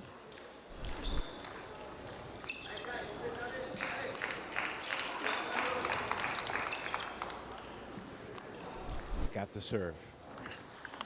And that will finish it. 11-8. 3-0. 11-8 to Santan finishes off the sweep. Impressive stuff from the defender from France. We watch and think to ourselves, and it's Princeton leading 7-5 with one more singles match still to come. Against a player who gets everything back. And if you leave it up high, it comes into attack. The chopping style. I think it is aggressive and it can be protected. And players like Matthew will inspire. We are joined now by Matthew de Santan. Matthew, we were excited to see this match. Obviously, you play well. Congratulations. Thank you. What was it like going against Kai, who's clearly got some firepower from both wings? How did you flummox him and take him out of his game? In my tactic, it was to make a lot of variation because if I stay at beginning only the same quality, it can go very strong. And I make some variation, it start some mistake, and after you have some doubts, and it was more slowly, and I have opportunity to attack. So all the game, it was okay. One time no spin, one time spin. I tried to win like this. And did you feel gradually more and more confident, particularly when the rallies went on for longer? Did you feel it gave you a better chance to win against him? Yeah, because on the first ball he can kill me, so sometimes it was hard on the first ball. But when I'm on my line for the table and it's okay for me, I can put the ball on the table. So it was better to find solution to launch the game, not so fast, and after I can play better. Aside from playing table tennis, what are the things that you do to train, to prepare your body for all the movement that you do over the course of a match? I have personal physical trainer, so with him I work a lot of, and I make a lot of stretching, something like this try to be flexible. I'm not, but I try. So yes, I try to run a little bit too. So yes, there's a lot of things I have to do to be performance at the table. Is it harder to go from front to back than it is from side to side when he's hitting the drop shots, forcing you to come in? That depends. If I know I've put very good defense with good quality, I can come back early because he can't go strong. But when my shot is a little high and he can attack or push, on this one it's more hard. Interesting. Appreciate the perspective. Well done. We'll see you in the Golden Game. Thank you. I almost wanted to thank him for the fantasy points, but I bet you did. You know, didn't think it was appropriate. Well held. You think this is going to be close? Number 25 versus number 24 in the power rankings? Yeah, and irrespective of power rankings, the style matchup is pretty, I guess, more similar. How would you characterize their styles? I think they're both kind of spin control players. I would say Jinxin has a little bit more advantage on the backhand side. Roman obviously on the forehand side, when he gets aggressive, doesn't hit beaming winners, but he can hit some really good angles and finish points off. I think both players have had a pretty good weekend so far. I mean, Roman, I would say Roman was the star of the show last night. Can also be way less. Most people switching every few weeks at the professional level. And I'll tell you more about that. Yeah, Roman lost 2 out of 3 to Sasha Henin here on Friday, but my did he respond, dominating Mark Duran 3 straight games. And he played well in the Golden Game too. 0-1. Yesterday, Roman came to the table in the 4th singles spot with a 7-5 lead.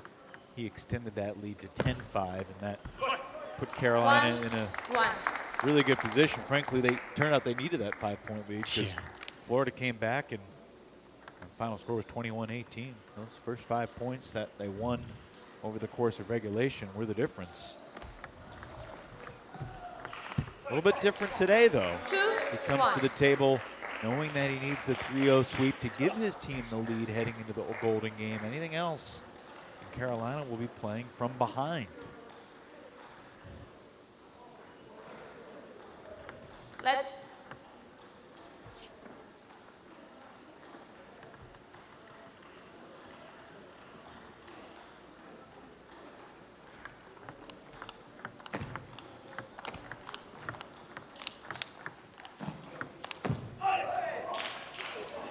Backhand control from Wong Jinxin is going to be an important factor in this match. He can keep Roman off the forehand. Will certainly help him a lot, but so far Roman off to a strong start here in the first of these 3 games.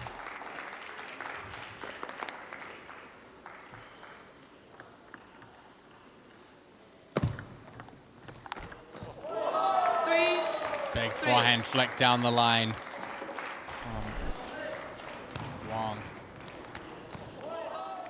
That's where his height advantage really comes into play for him. His forehand flicks over the table. A lot of the time they're outright winners.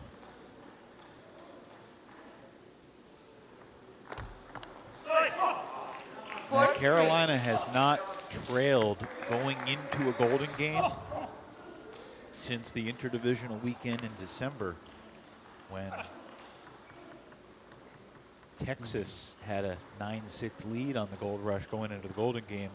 Carolina came back to win the Golden game 4-4 and won the match. I mean, they're 15-3, 18 matches, so obviously they've won a ton. We have seen Carolina come from behind to win the Golden game 5-4 on 2 different occasions. One was against Texas, the other time was, of course, against Princeton that we talked about earlier when they were down 5-0. Good stuff from Jinxin Wang. 4-6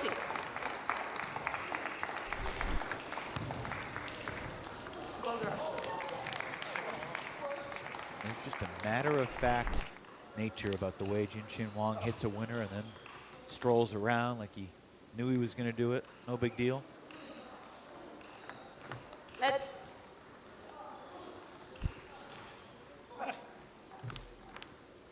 Still got one more team match to come today. The Florida Crocs and the Chicago Wind.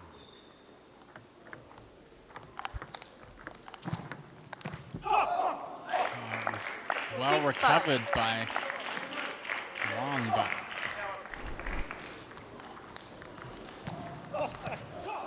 Wong just wrapped that ball out wider to the forehand.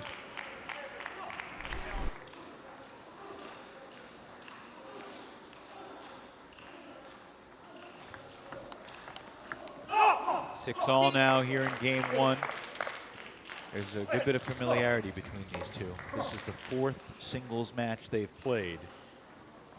Lorence has a 3-0 sweep over Jinxin Wang, but in the other 2 matches, Jinxin won 2-1.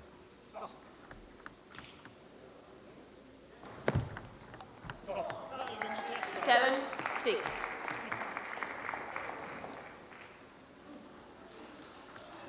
Of course, there are no timeouts remaining for either team, so the sweep was back in September, so the last 2 matches Wang has won. I'm sure he'll be looking for a third, knowing how valuable that would be for the Princeton Revolution right now. Be massive.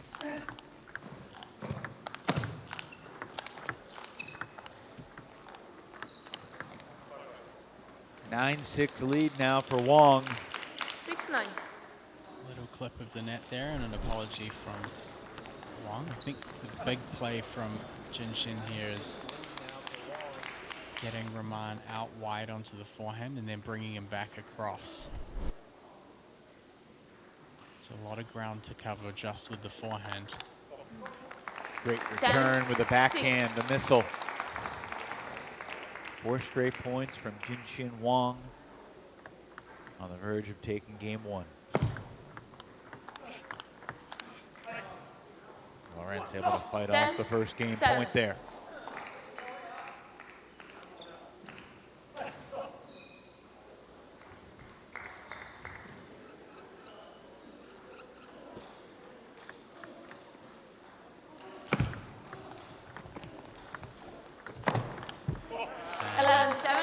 Net save and a decisive backhand to regain control, and it gives Wang Jinxin the first game. And more importantly, it guarantees Princeton will have a lead going into the Golden game.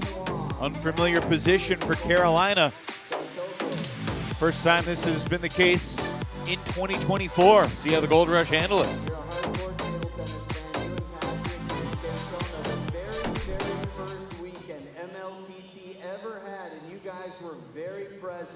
And you've been here every day this weekend.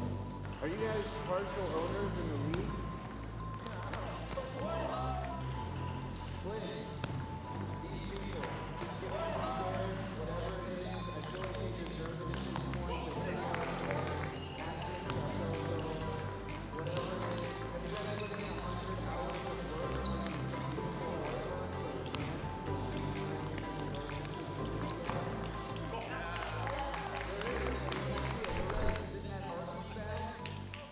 To dig even deeper, the Carolina Gold Rush have held a 10-5 lead going into the Golden Game in each of their last 4 team matches. That's not the case today. They trail 8-5, and it's up to Roman Lorence to try to minimize the deficit. The Gold Rush will try to become just the second team in 2024 to come from behind and win in the Golden Game.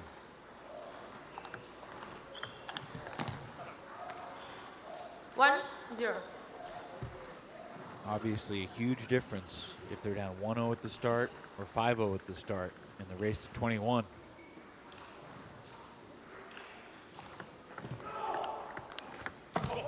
I think it's kind of become apparent throughout the last 2 or 3 rounds of the East Division that whatever happens in the individual matches, it kind of seems that whenever the Princeton Revolution get on the table, every Golden Game has just been an absolute death match. I don't think today is going to be any different. Why do you think that is?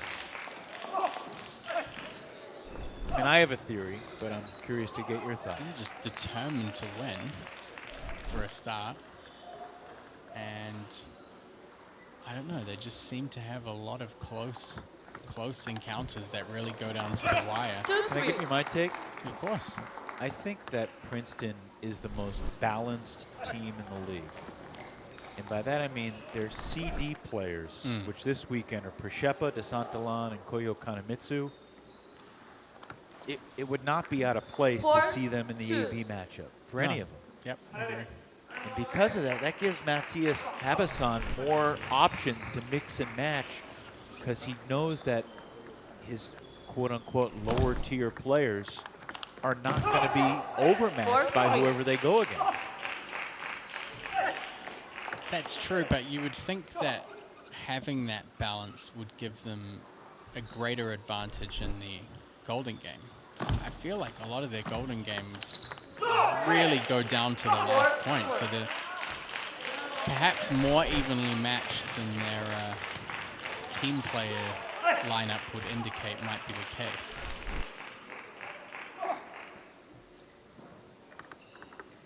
I did particularly enjoy yesterday when they won the Golden Game, seeing owner Andre Liu just gently pick up the barrier and place it down and uncrease the top. 4-5. Slightly ironic celebration compared to his usual barrier throwing.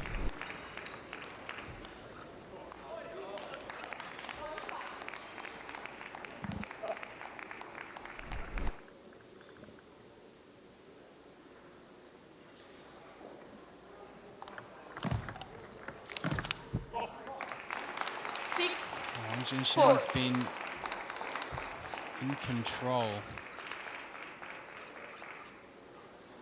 so far in this match.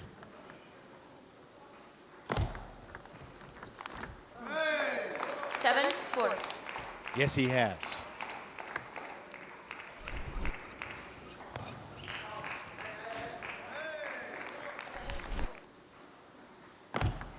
Let.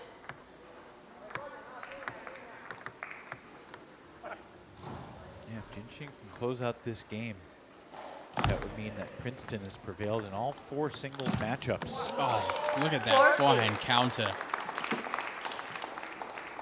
Got a nice curl on that ball as well to get it to the corner. Enzo and Wong dominated the doubles mat, but in the singles matchups, Princeton has an 8-2 edge. I mean, if you look at the standings, their singles record is pretty formidable.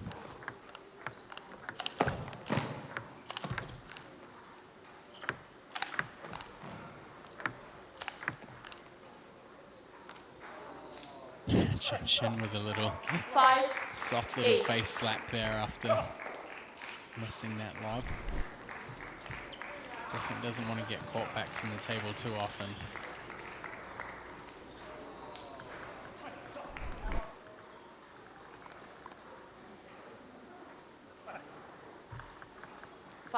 5-8.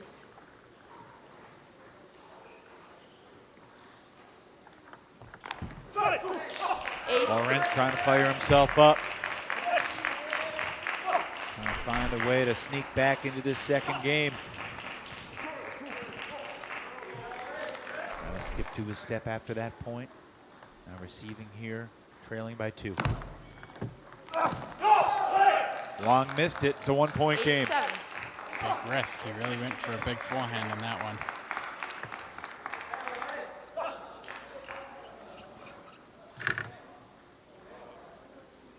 No one have timeout anymore. Roman 8-7. looking for a timeout there, but the Carolina Gold Rush don't have one, and I don't know if- Jinxin was quick to. Why would he be looking for a timeout? He just won the last 3 points. I thought maybe Princeton might have been calling a timeout, but they don't have one either. 9. Anyway, 9-7 for Wong after that nice forehand down the line.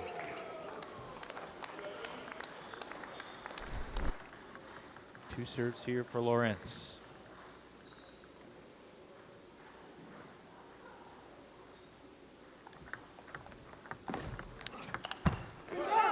Comes in with the forehand flick. Doesn't get the counter off the next ball. 4 game points, I should say, for Jinxin.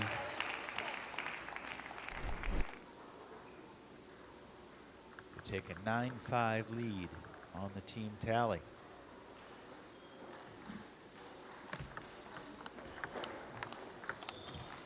It's the first, nice and steady on the backhand. Wong Jinxin goes up 2-0. Well, Jinxin Wang lost 3-0 to Lorence back in September, but he's had Roman's number ever since. And he goes for the sweep to try to give Princeton a 5-point lead, the maximum heading into the Golden Game, in just a moment.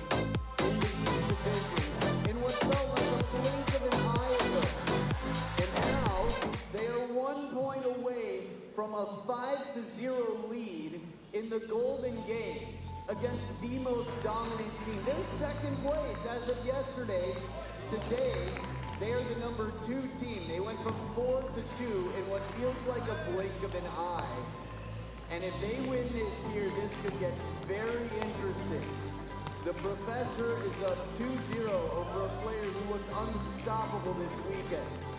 And this is the crazy thing about levels. There are so many levels. But it's not just levels, it's rock, paper, scissors, style matchup. One player might have a lower rating than Jinxin Wang has delivered for the Princeton Revolution, playing in this 4th singles spot. Back-to-back 11-7 victories over Roman Lorence, and now to game 3. We shall see if Wang can complete the sweep or if Roman can salvage a point. What a start. 1-0. Wong just launching himself as soon as he saw that opportunity. Service error from Wong ties the game at 1 apiece. Not the follow-up he was looking for, that's for sure. Nope. Mentioned it yesterday, Matt. Teams with a 3-0 lead entering the Golden Game have won 61% of the time. Teams with a 5-0 lead going into the Golden Game have won 92% of the time. So there's a big probability advantage here for Princeton. And Roman has to recognize that. Knows the value of this point for his team.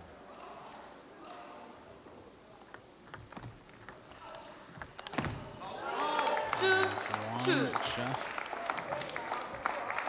wiping out that forehand counter.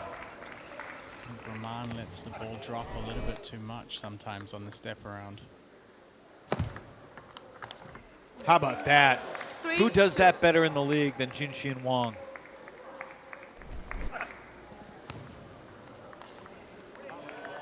Maybe Cole is probably the only player that can really match that. And Wong again goes for that cross-court forehand flick winner. I think you're spot on, because as I said it, I thought about Cole, but he might be the only one. Hey, come on.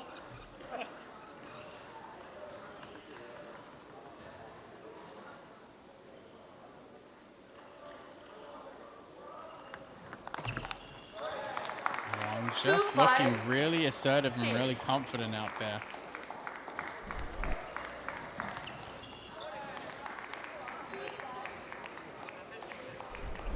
Switch sides at 5-2 here in game 3. Gold rush.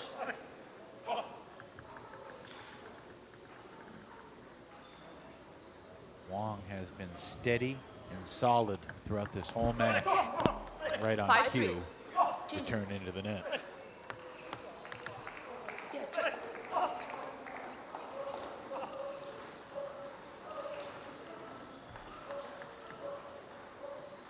Washington State in a couple weeks, and then the East Division will wrap up their season in Jersey next month. The campus of Rider University will be in Lawrenceville, not too far from where Matt Hetherington used to live. Expect the groupies to be out in full force.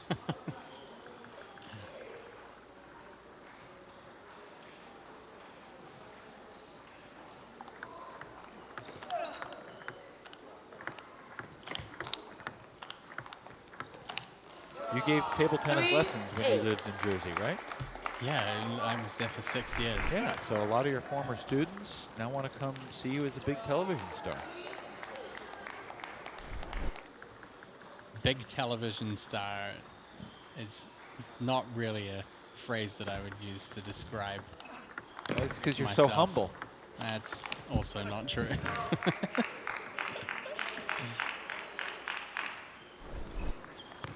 No, it would be good to see a few of them. I think the turnover rate in table tennis is quite high. I mean, especially when you get to kind of mid-high school age, a lot of players stop playing because there is no professional pathway or career pathway. Obviously, in the absence of a professional league like this one. Until now. Until now. You mentioned turnover rate. You got my mind churning about this evening's game. And I wonder if you're thinking that Brock Purdy's going to be okay on the big stage. What do you think? I mean, you know that I don't know who that is before you've even asked me the question, so this is a setup. I'm being framed. Yeah, but you still could go with it. 5-9. I'll be on a plane on my way back to DC. Do you know what Brock Purdy's nickname is related to his draft position? He's Mr. Irrelevant. That's the moniker that's given to the player selected last in the draft. But as we've seen in table tennis, that is the most. Some of the players selected last have been some of the most impactful for their teams. That part makes sense to me. I think it all ties together. Oh yeah. Roman trailing by 3 here. Needs to make a move quick. 9-7. Wong has 2 serves and he's 2 points away from completing the sweep and giving Princeton a 5-point lead heading into the Golden Game. I'll just say this, turnover rate is going to be an important factor tonight. Yeah. In the Super Bowl. I'm never using the term turnover rate again on air. on Super Bowl Sunday. Yeah. It's okay, we'll get into it a little bit more during the Florida-Princeton game. Will it be a 3rd straight 11-7?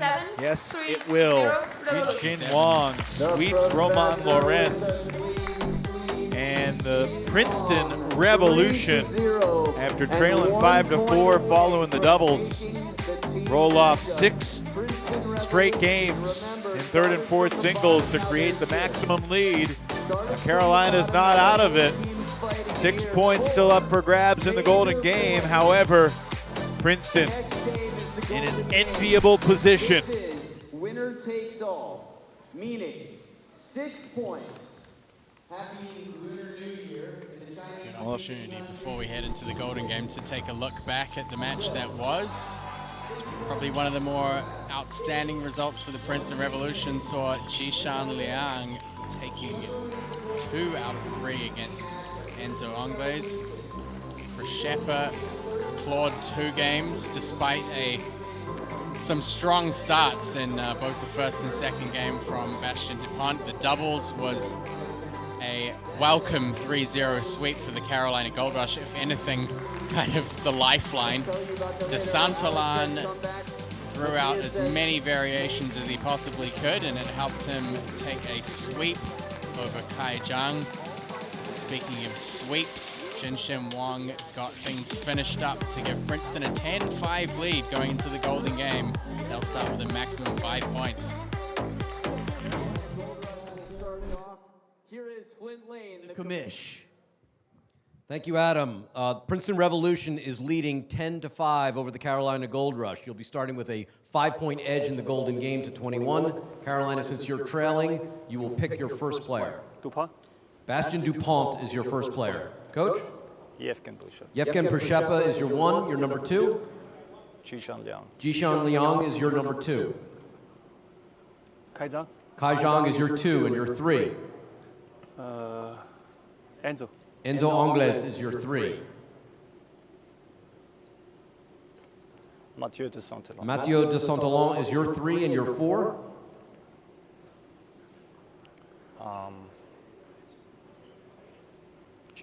Jinxin Wang is your 4.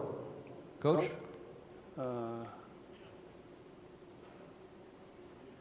Romain Lorence is your 4, making Hong Lin your 5, making Angela Guan your 5. Good luck, coaches. Princeton a 10-5 lead. We have been here before. Let's go back to October 15th in Myrtle Beach. Princeton started with a 5-0 lead. You see it was a 11-5, but Hong Lin helped to bring her team back into it, going against her husband's team. And Hong Lin with a golden sweep to close it out. One of just 2 times all season, Matt Hetherington, that a team has come back to win when trailing 5-0 at the start of the golden game. The Revolution certainly remember. Can they exact some revenge today and punctuate their phenomenal weekend with a 16-5 win over the first place Gold Rush? There are some somewhat risky lineups here in the golden game. Risky for whom? The Revolution, I think. Can you elaborate? Dupont takes the first, serves back to Yevgen Yes. Pppa. He's got 2 serves to come. I think it's pretty interesting to put de Santan and Anglaise up against each other. That for me is... Well, at that point, Matthias could have only chosen Jinxin to play Enzo instead. Would you have preferred that? Or Angela? An incredible reach inside the table, but the counter one better as Bastion Dupont gets his second point.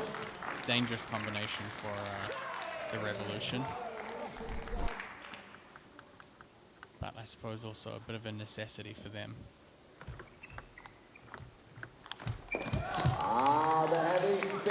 So Dupont gets 2 for Carolina.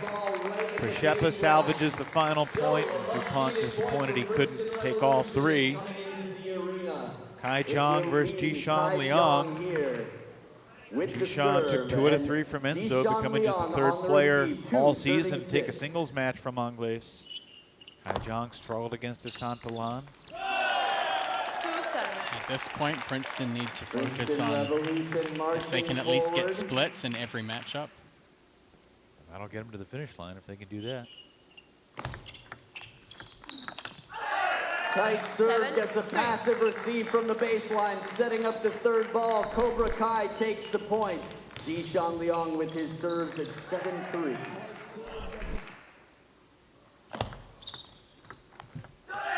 Perfect placement. The soft hands of Jang leaves the table as an obstruction. 2 of the first 3 here for Jang. He's guaranteed a split. If he can take 3 out of 4, they'll bring Anglaise to the table with an opportunity to put Carolina back on top, but it will be a 4-point difference as Jinxin earns the split. 2 for 2. The Santan This show is will going to be a continue in the decisive all-French matchup affair. between both Stopper teams. Matthew de Santan on receive and Enzo Princeton on Revolution lace at need 4-8 to serve. keep their point buffer here.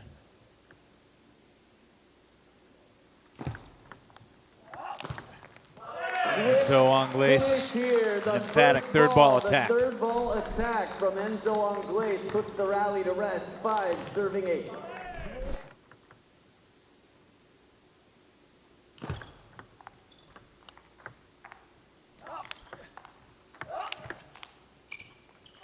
Almost caught the edge, but Enzo wins both on his serve. Enzo looking right at home against defense. I mean, if you take Enzo's forehand power and give him the edge over the Santan, that puts a lot of pressure on Angela Guan. She doesn't want to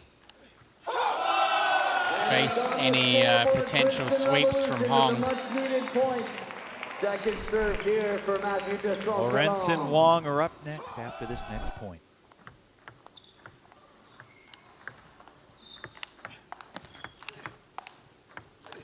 De Santan earns the split. De Santan with side spin and everything else from down near the ground, hooking forehand. Enzo had him slightly off balance, but De Santan kind of guessed right. He needed to recover, but Enzo goes back to that forehand side when he had the Jinxin Wang. line wide open. All right, Lorence takes the table with his team down by 4.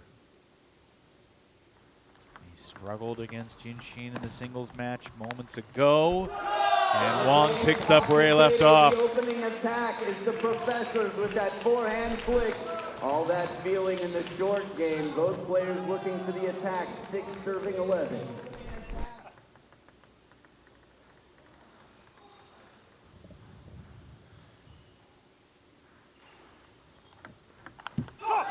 Reverse pendulum, tricky spin, good So delivery split the 2 here. points on Professor Roman's now serve. with Now the serves, Jinxin has 2 11-7, serves. 2 serves Princeton to still go. up by 4.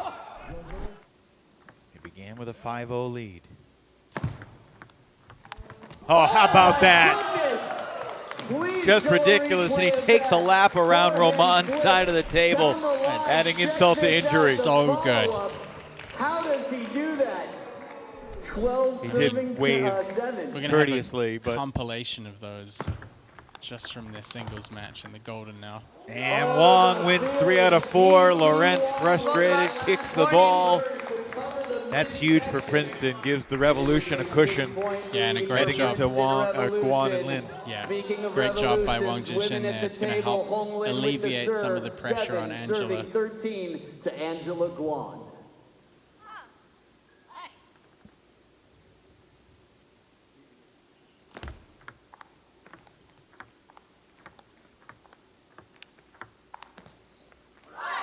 This is where Carolina really needs Hong Lin to do some damage. Hong Lin with the first point. Trying the hand on the Style table and a matchup second wise, serve definitely here. in her favor.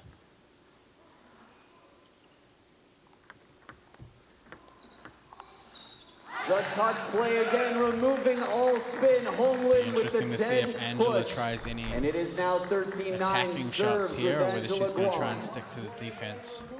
Each team has 1 timeout to use at some point in this Golden game. And Angela gets the point off the serve. Angela Guan service staying strong, 14 serving 9.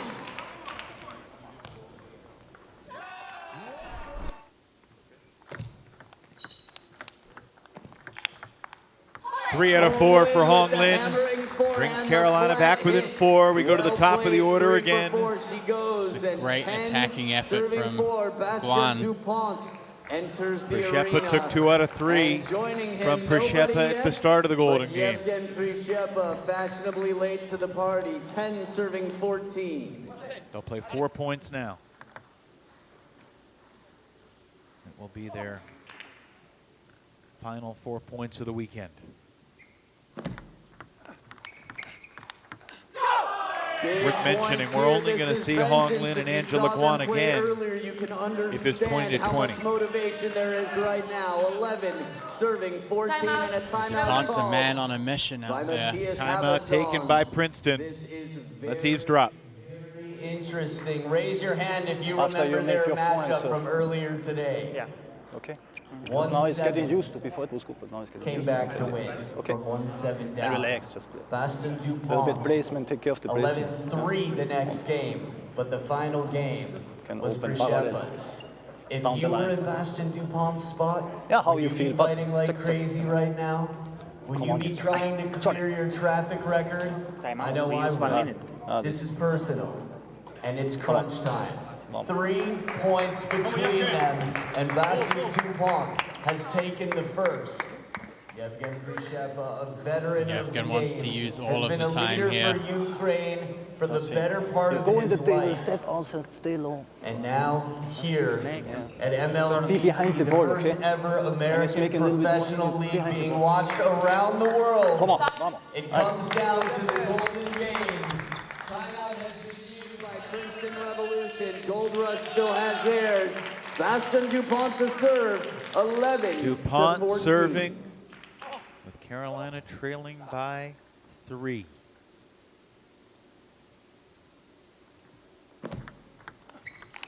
Top to top of the tape. Did not connect with the table. Him in the backhand corner. Pppa with 2 serves and a 4-point lead. 15 serving 11.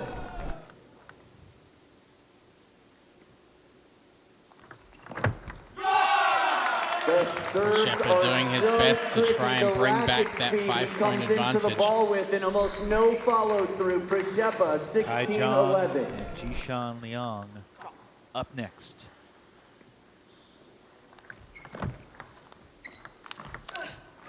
Dupont earns a split. So Bastion wins 4 of the 7 points that he and Yevgen play in the Golden Game. Between them and Cobra Kai Now it's Jang Kai back Jang to the arena and with Jinxin Jinxin Wang. They split their on the 4 points receive. earlier. 12 serving 16.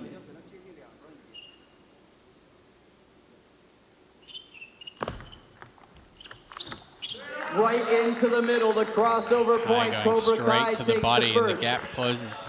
13 One more serving point. 16. Anglaise to Santan are on deck. 2 As big heavy winners as from that Kai push Jang. was, Cobra Kai had Carolina's no problem within 2 as loading the it up serve and goes back to lifting. Jinxin. The rip cross court, 16-14, a 2-point game. Jinxin You Wang knew to this would serve. just be a simple victory for the Revolution. Never is. Jinxin coming back in with a forehand of his own. Serve and attack is the big strategy on display here from both players. 14. Big point here. And Jang into the net. Enzo could have been back to the table down by 2. Instead, it's a 4-point game, and Carolina really needs Enzo to sweep. If you think about it, Wong and Lorence coming up next. Wong has had Roman's number. On the other side.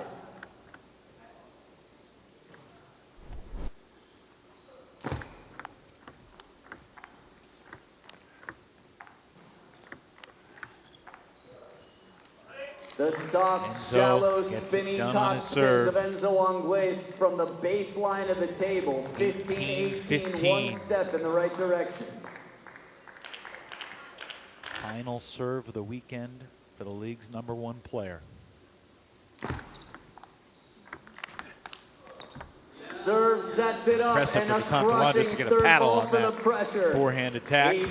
So it's a 2-point game. Matthew For Santan, he with can 2 put his team in a serves. great position if he wins just one of these next 2 points.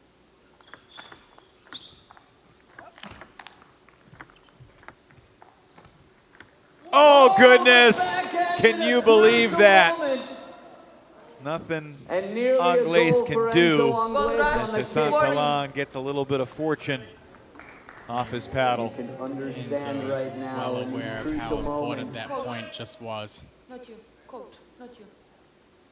Coach warning, 19 serving 16. de Santan.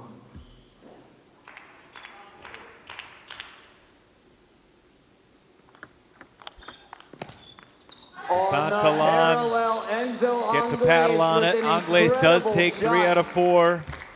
An almost The only point for Santan there was the edge ball. Obviously, it was a big one. It would be 18 all if that did not catch. Yeah. The professor, Now, Jinxin Wang, final on the stand for receive. Roman Lorence.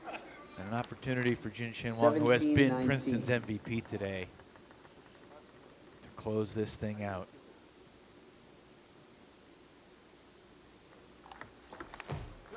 Good deep serve from Lorence. It's back to a 1-point game. Tricky serve. And it pays off. Second serve Lin here and for Angela Roman Guan, Lorence. if it's 20 all, they'll play 1 point 18-19. to decide a winner.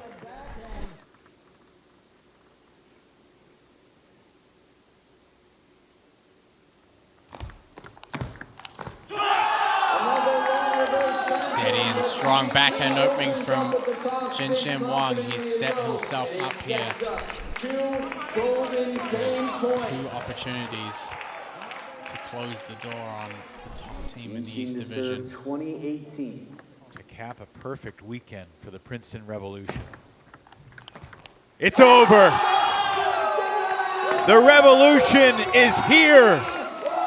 Princeton with a demolition over Chicago, Florida, and first place Carolina. A 3-0 weekend for the Jersey squad.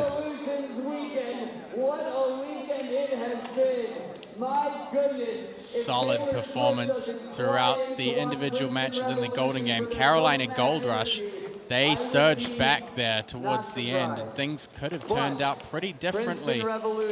As you said, it would have been 18 points each. There would have been some pressure on both players at the end there. What a performance from the Princeton Revolution. Of course, Carolina Gold Rush can walk away knowing that they're so far ahead in the point standings that the win or loss is not the end of the world, but it's a pretty big deal for the Princeton Revolution, that's for sure. What that win does is truly put immense pressure on Florida. The Crocs need to put a number up in their final match of the weekend to really remain within striking distance, because it's a tremendous weekend for Princeton. Out of a possible 63 points available, Princeton gets 46.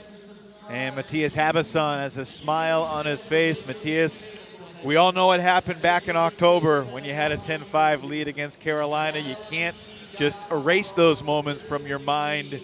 What was the difference in today's Golden Game for you and your team? Okay, the last time we was leading 5-0 in the Golden Game in Myrtle Beach. As I already told you on Friday, I made a little mistake in the lineup, and that was, I think the problem the last time. Today I made it a little bit better, and we could manage it better today. But also, I must really say, the players played unbelievable today. I mean, all of them, they were totally in shape. Yeah, I mean, of course I made the roster because I was believing in them, but I honestly didn't believe that it goes so well for them today, because they really played, all of them played almost their A game, and I'm just so proud of my team, and also myself, sorry. I don't want to be arrogant, but today I think I made a good job with the roster, with the lineups, with everything, the preparing. So yeah, I'm just happy, I'm really happy, I don't know what to say, I'm really, really glad. And after such a successful weekend here, which we've kind of already talked about it being really important, perhaps even more so important than the last match of the season, and being able to position yourself to finish off the season well and have a chance to make the playoff. What do things look like for you now, for you and the team now, between now and that last match in Lawrenceville? I mean, obviously, you're going to have some confidence knowing that you've won all 3 here. How do you make sure that you get over the line in that last match? Yeah, I mean, this weekend was not only very important because of the points and the rating, as you said. It's more about the confidence. It's a big difference if you go as second to the last weekend, or as third. Yeah, so this is a big difference. And yeah, we already planned some preparing for the last weekend together. And yeah, I'm looking forward to all of this, to the preparation, to the matches. I want to ask you specifically about Jinxin Wang, both in his match against Roman and in the Golden Game. He was a force. What did you see from Jinxin today? Just amazing stuff. Wonders, miracles. Some shots of him are just like amazing. You cannot explain them. They're in no technique book or something. It's just intuition and yeah, and feeling, and yeah. That's why I love him so much as a player. Well, you came into this weekend, what, 13 points behind Florida. At this exact moment, you're 20 points ahead. Obviously, they still have a match to play, but unless they beat Chicago 20-1 or 21-0, you will be ahead of them heading into the final weekend of the regular season. Yes, hopefully. We'll leave it there. Congratulations, Matthias, on a fantastic, perfect weekend for Princeton. We'll see you up in your home stomping grounds in Jersey next month. Thank you. Thank you, guys. You're so nice. Thank you so much. Matthias Hazin, Revolution, after starting 1-6, Matt, have won 10 of their last 12 matches. And we're going to chat with Jinxin Wang, who was just a force, as I said. Jinxin, you've played Roman a bunch. You never swept him 3-0 before. How'd you do it today? I think I lost one time 0-3 to him, so I need to win back. Well, you I'm preparing. You certainly got that win. Your ability to step around the table and hit winners, it was really working for you today. What were you most pleased about with your performance? I think that I played him a lot of times. I just played like normal times, and more confident today. I think we can win today because team ready. I'm ready. And this is one of the things that stood out for me in the last match and also in the Golden Games. Some of the forehand flicks you were hitting were just crazy today. I know it's sometimes with shots like that you don't really practice them. You just have them. But is that something that you tend to practice a little bit as well? Not really. Just that moment, I feel I can do it. Well, you hit all of them today, so it's definitely a... Just to ask you this philosophically, was there any different mindset for you going against Roman in your singles match versus going against Roman in the Golden Game? Not big different. I think the Golden Game, every single ball, every point very important. More like focused on golden points. You value every point more in the Golden Game. That makes sense. I imagine this was a pretty fun weekend for you and your team. What will you be taking into the final regular season showcase next month? Yeah. A lot of confidence? More confident. Yeah, we're going better and better. Yeah. Well, congratulations. We missed you last month, but good to see you back on the table, and congratulations on a fantastic weekend. Look forward to seeing you up in Jersey next month. Thanks, See you next month. Thank you. Well, the Princeton Revolution have shown that they can beat Carolina. They were winless in 4 chances against the Gold Rush. But yeah, look at the singles standings. They have, I mean, they outplayed them 10-2 in singles in that match. That was really the difference. Yeah, I mean, solid performance. I really like what Matthias said yesterday when we spoke to him about choosing a team that he saw the potential of the team. And, you know, some of them were a little bit rusty, but he knew that the experience and the level was there. And I feel like he's invested the right amount to really get them back into their form. And we've just seen them going from strength to strength in the East Division. And to get 3 wins here, really impressive stuff. They started 1-6. They are now 11-8. They have won 10 of their last 12 matches. And Princeton, for the first time this year, gets the better of the Gold Rush. They win the Golden Game 21-18. They win the match 16-5. And Princeton has put itself in position to be playing at championship weekend. They certainly head into the final East Division weekend next month as the favorite, but we still got to see what Florida can do. The Crocs and the Wind are coming up here shortly. The Revolution will keep celebrating all the way into March. For Matt, I'm Evan. We'll see you in half an hour for Chicago and Florida.